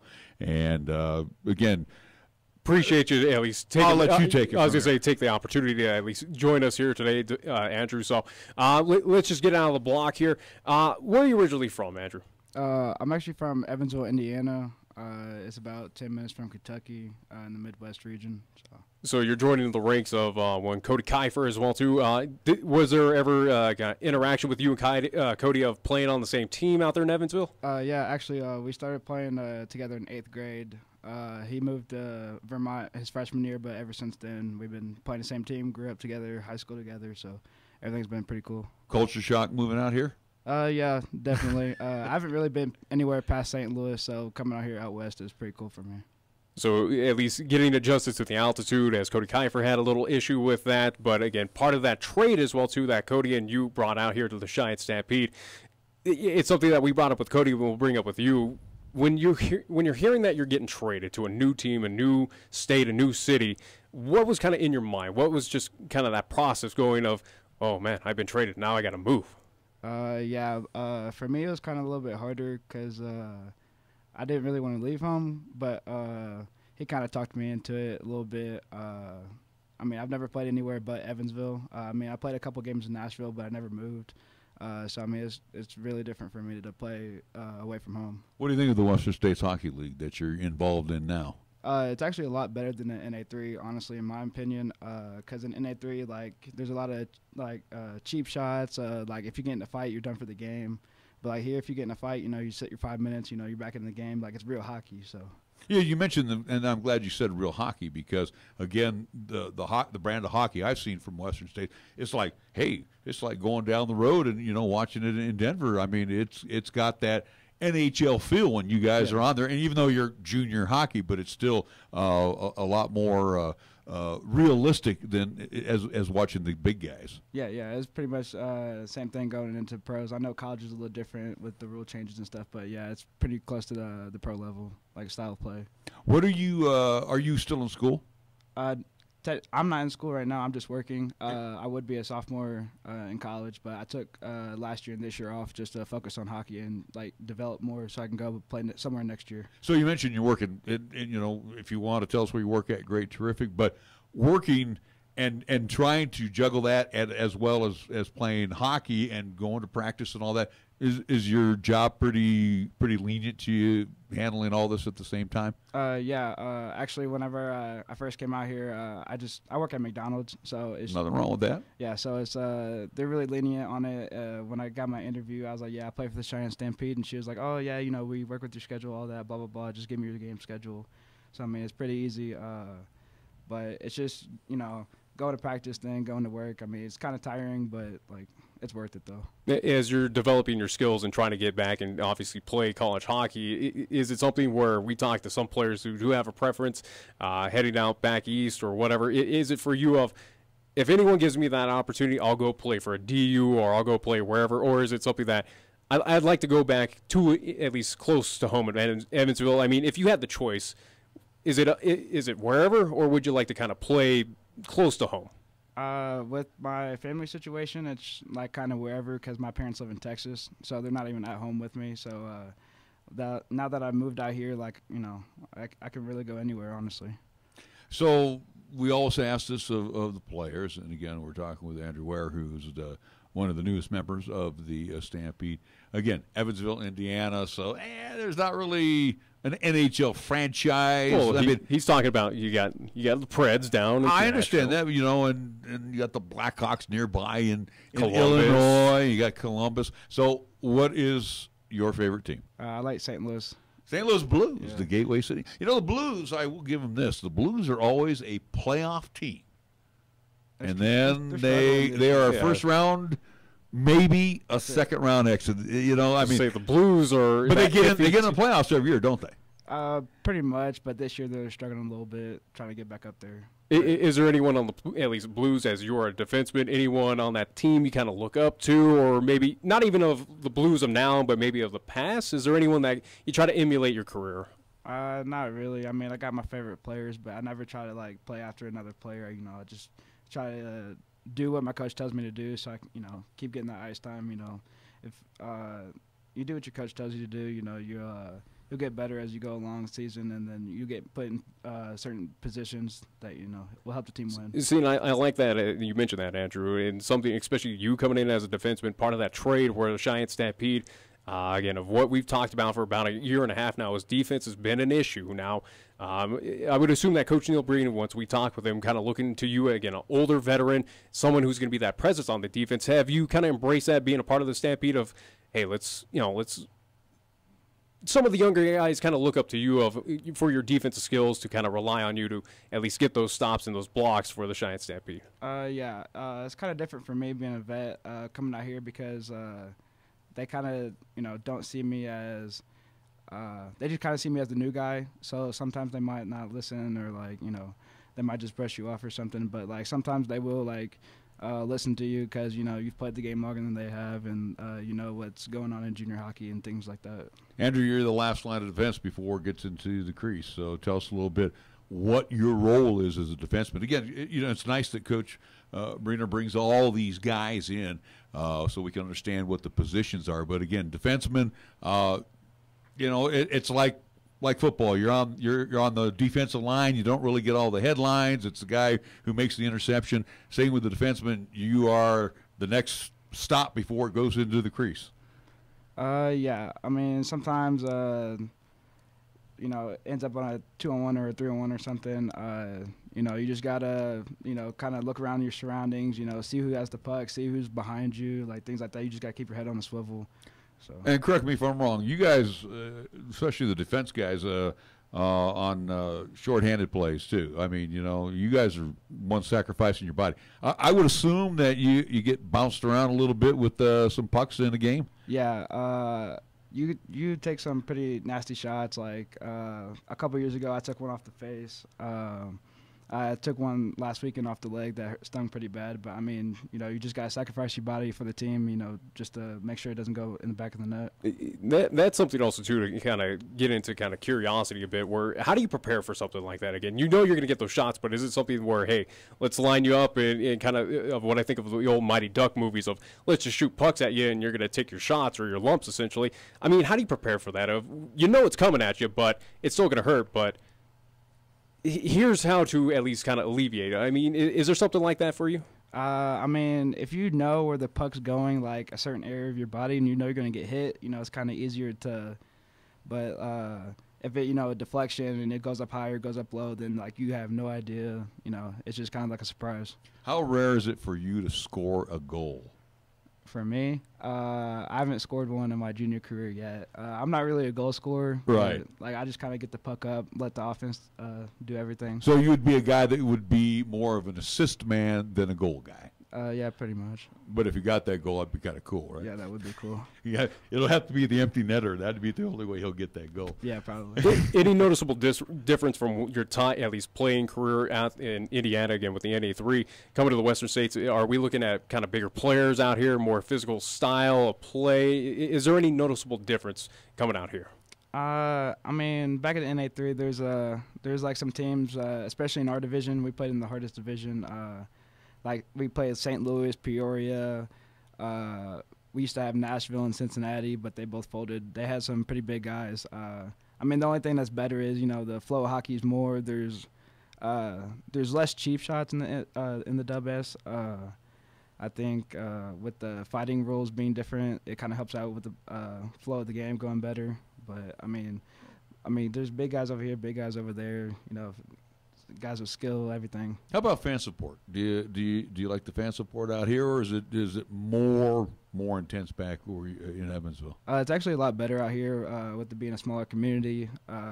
Back home, like we got the SPHL team, we got baseball team, we got a new arena football team. So like, there's a lot of different things that going on over there that they really don't support us. But I mean, everybody that comes out to the Stampede games, it's different. Final question for you, Andrew, is something where obviously coming in, at least you look like you're probably a multi-sport athlete, but what got you into hockey? What kind of drove you that way to play, at least on the ice? It was actually back in the day when my first house I lived in, my next door neighbor and his brother, they played hockey before I did. And they invited me to go play roller hockey with them one day, and I was, kind of got into it. I came back home. I was like, Mom, I want to do this, blah, blah, blah. And I used to live up the street from the rink. And so she's like, okay, I'll go take you. We'll go try it out. And then just fell in love with the game ever since then. All right. Well, we've been talking with Andrew Ware, who's one of the newest members of the Cheyenne Stampede. We got to let him go off to work. Hey, man, we appreciate you coming on by. Good luck to you the rest of the season. And again,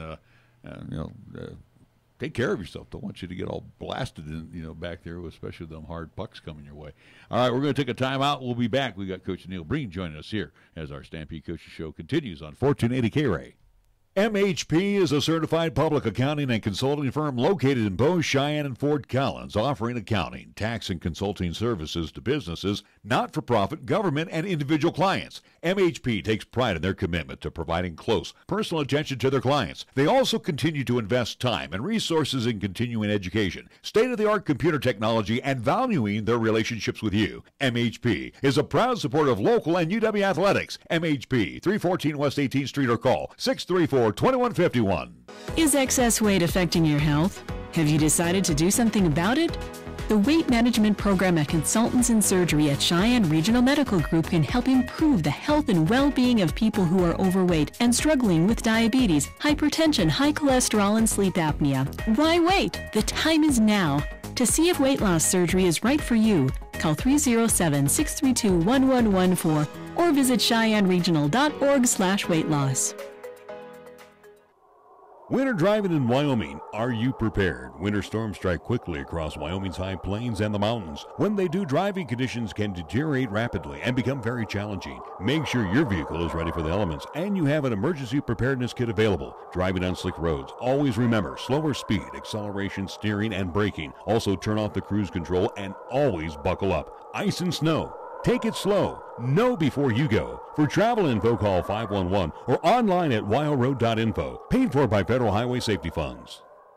There are a lot of things that can go wrong with your vehicle, and most of it is a minor problem. And John at Shine Auto Repair and Service knows the right way to get you back on track. So with temperatures heading south, now's the perfect time to winterize your car or truck. This can be done with a simple oil change, maybe a tune-up, checking the thermostat, brakes, and shocks. It's the little and important repairs that Cars has performed on all makes of vehicles now for over 25 years to keep you motoring along in any season. For an appointment, call 632-0498 or stop on by at 604 West Lincoln Way. Shine Auto Repair and Service, open Monday through Friday. For almost 60 years, 1480 KRAE has been Cheyenne's home for good times and great oldies. Add to that live play-by-play sports featuring high school football and basketball, along with LCCC men's and women's basketball. Now combo that with KYOY FM and you have Cheyenne and the area's only locally owned AM and FM radio stations. But we don't stop there. We also have 2 FM translators which serve the area with programming from both KRAE and KYOY. And that equals a lot of bang for your advertising dollar. Radio yesterday and now today, along with our websites, web streams, and digital ventures makes us your one-stop shop. For more information, please call Larry Proetti at 307-637-0301. Are you tired of paying ATM fees? Hi, this is Rick Flood, president of Platte Valley Bank in Cheyenne. Use your Platte Valley Bank ATM or Visa debit card at any ATM anywhere. We won't charge you a fee on our end, and we'll reimburse any fee you incur at any other ATM. That's right, no ATM fees at Platte Valley Bank. How about that? Platte Valley Bank, 3310 North College Drive and 421 Van High Avenue, or pvbank.com. Member FDIC, Equal Housing Lender.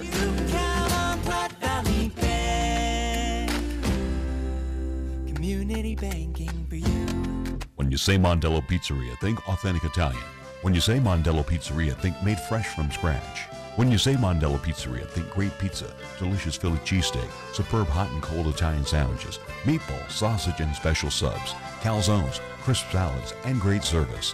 When you say Mondello's Pizzeria, think unmatched Italian taste.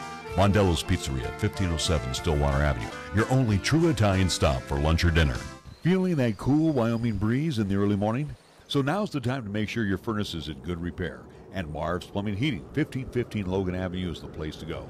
Marv's trained technicians can inspect, repair, and replace your furnace and boiler and are available 24/7. Freezing temperatures in Wyoming can happen at any time. No one wants to shiver in their own home. Don't get the chills. Stay cozy. Call Marv's Plumbing and Heating at 316-7634 today. Here's the latest weather forecast on 1480 KRAE. Weather-wise for today, mostly cloudy with a chance for snow this morning, then gradual clearing. Look for a daytime high of 25. Winds northerly at 20 to 30 miles per hour, gusting as high as 40. Partly cloudy and blustery for tonight. Our low dropping down to 16 degrees. Winds will be out of a westerly direction at 15 to 25, gusting as high as 35. And for tomorrow, Wednesday, partly sunny and breezy. We're calling for a daytime high of 37 degrees. Winds continuing out of the west, 20 to 25, gusting as high as 35 miles per hour. We're taking Cheyenne, Wyoming Sports Talk Radio to a whole new level. This is Wyoming Sports Talk Today. Don't look at me. I think these people are completely nuts. Stop this crazy thing! And it's only here on AM 1480 KRAE.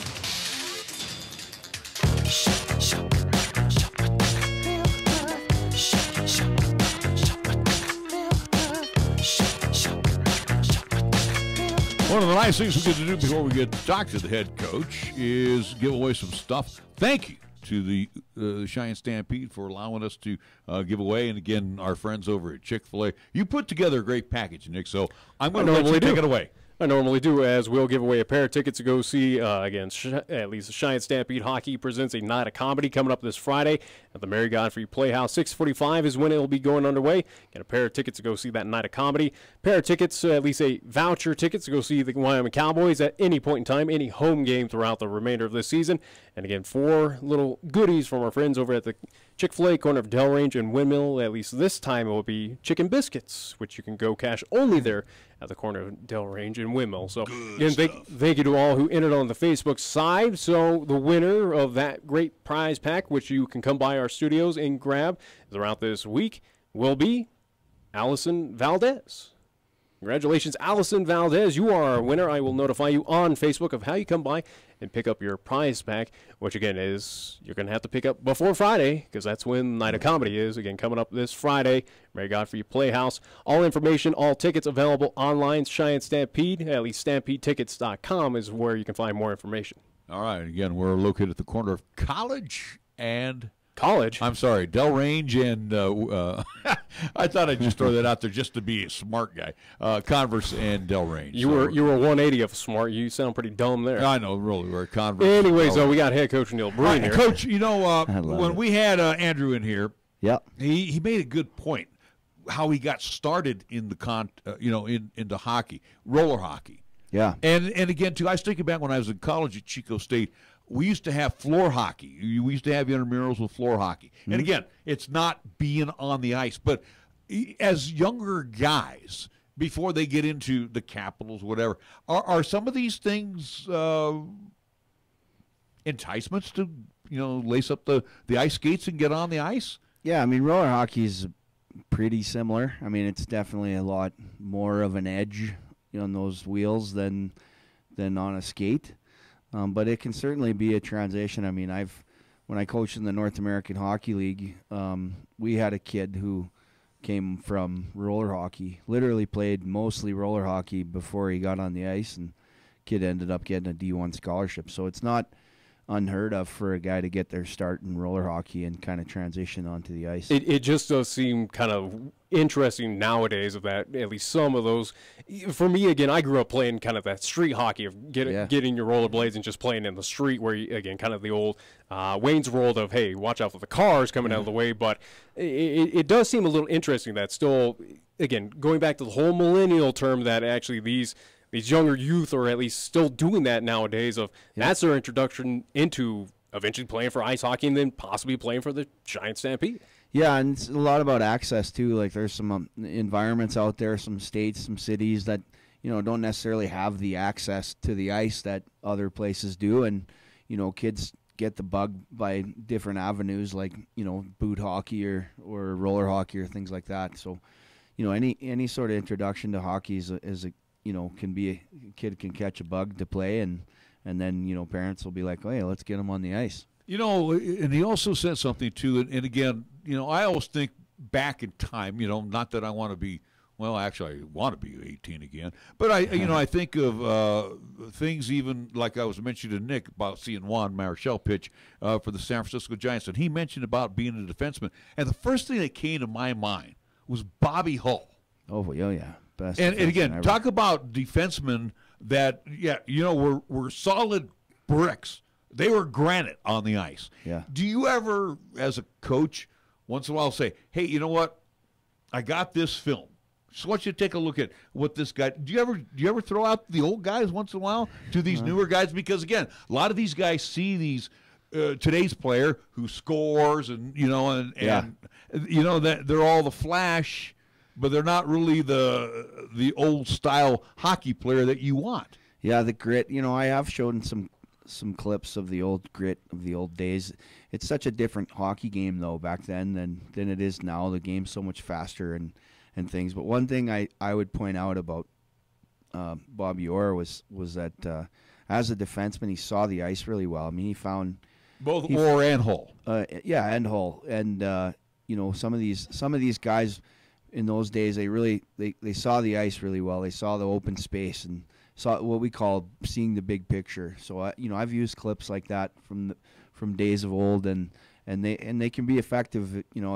If you present. Is it that right on way. the retreat? They see the ice, or well, just like when you get in the puck, in the neutral zone, and you want to get it up to your forwards, or you see an opening to get it deep in the zone and things like that, where you're. You got your head up and you're engaged in the play. You see where all the coverages are and things like that. Almost like a quarterback in the pocket, Right. With all that stress around you, you're still making good decisions because you're seeing the big picture. Well, in going back to this past weekend, as Cheyenne Stampede up in Casper, taking I on let him Casper. do the bad news. Well, bad news, but again, also too, I think of what Cheyenne Stampede of what. Again, those previous matchups with Casper Bobcats of what we saw this past weekend up there in Casper. It showed that this team is improving. Again, other than that Friday game, which you can toss out the window. Again, that was 5-0 in favor of the Bobcats. But for Saturday and Sunday, they were competitive. One game, at least one goal advantage in favor of the Casper Bobcats. Again, a team that does sit third place in the Mountain standings. Is it something that your team is, quote unquote, as you're saying, seeing the full ice. Did they see kind of the full ice this past week? And to interrupt on that too, where Nick and you've said to Nick and myself in this program, Friday we kind of lay an egg. Saturday we come out. Sunday we're kind of, back in that Friday mode. But you actually carried the momentum Saturday and Sunday as well. Yeah, we changed some things up in our forecheck and we had some low numbers actually on Saturday. We only had 11 skaters on Saturday because we had quite a few fights and suspensions in the first game. So we only had 11 skaters and we played really well defensively.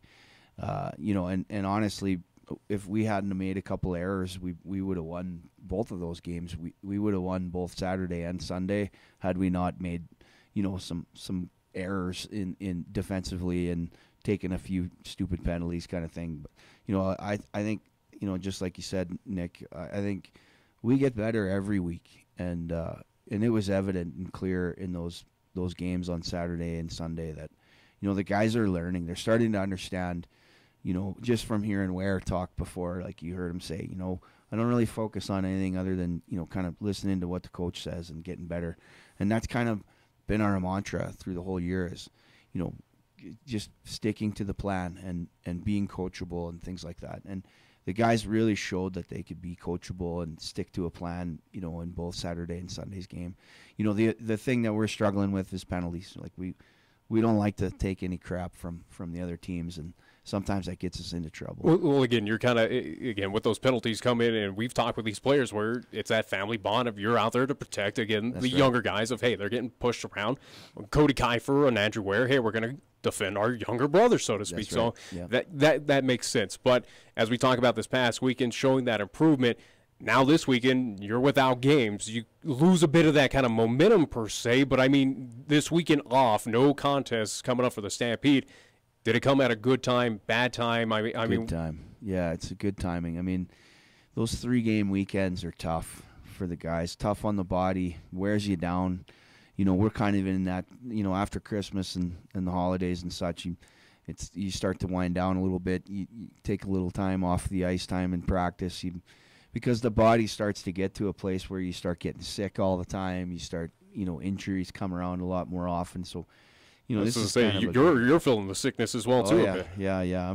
I'm around these guys all the time. So when they get sick, I get sick. But yeah, I mean, I think it's good time for the body to heal and get ready for this home stretch that we got, coming up here, which is pretty much the entire month of February. And let's say final thought for me, especially, and I've seen this in teams in the past, when you have that lengthy homestand, these guys know that they're going to be sleeping in their own bed. Yeah. No traveling. And again, it seems like, too, the practices seem to get a lot easier for you, and they become more coachable, knowing that they're not going anywhere. They're going to be playing here all weekend long. Yeah, it's good. I mean, it keeps everybody engaged. You're going to have your fans on your side, and and like you said, the practices can be a little bit more high tempo because you're excited about having fans, and you don't have to get road prep situated. You don't have to, oh man, I gotta eat pizza after a game again.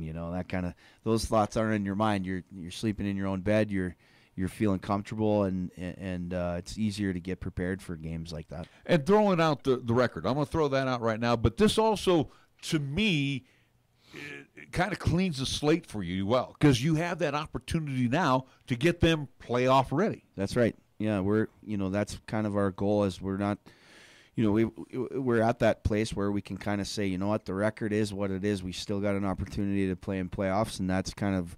That's what our focus is right now. What we need to do is collect enough points to climb into that 4th place spot so that we're playing Casper in the first round. And, that gives us an opportunity to make history here in Cheyenne and make it to that second round of playoffs and take a stab at it. So, we all have that same mindset, and we're all excited about it and working hard to achieve that goal. Coach, we appreciate you coming in. Thank you so much. I'm glad that you're feeling a lot better and looking forward to the homestand. Trust me on that one. All right, Neil Breen, join us here on our coaches show here for the Cheyenne Stampede again every Tuesday from 4:30 until 5 o'clock. Thank you again for also bringing in Andrew Ware, defenseman from Evansville, Indiana, now part of the Stampede family.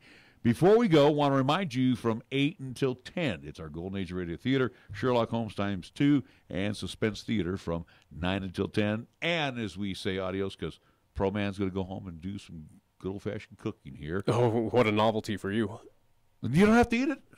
You don't have to eat it. I don't know if I want to. The garlic bread's going to taste good without you, you know, and the pasta and the sauce. It's homemade, so that's fine. Homemade, yeah, please. Okay. I don't see you chopping up anything. I can't chop up the stuff. Anyways, though, as we got to wrap up, so you can attempt to do whatever is cooking, but you're not eating. That's fine by me. I don't want to be sick like Coach Breen. Okay. Anyways, though, it is January 22nd. We'll go back to the year 2006 as we wrap up every Wyoming Sports Talk today with On This Date in History. Again, January 26, 2006. This legendary NBA player, he almost had a record-breaking night on this date back in 2006. 2006. I would have to think it's got to be his former NBA great. That's got to be either Michael Shaquille Jordan, O'Neal, or Kobe Bryant. All right, Kobe Bryant. What did he do in 2006 that was near record-breaking? I would have to say 3-pointers that Klay Thompson beat. How about January 22nd, 2006? Kobe Bryant scores 81 points and 122-104 Lakers victory over the Toronto Raptors. Second highest game total in NBA history, only behind Wilt Chamberlain's 100-point game back in 1962. So that's what happened. Again, the legendary Kobe Bryant. Third of the question, right? So yeah. All right, with that all being said, we wrap things up tomorrow. It's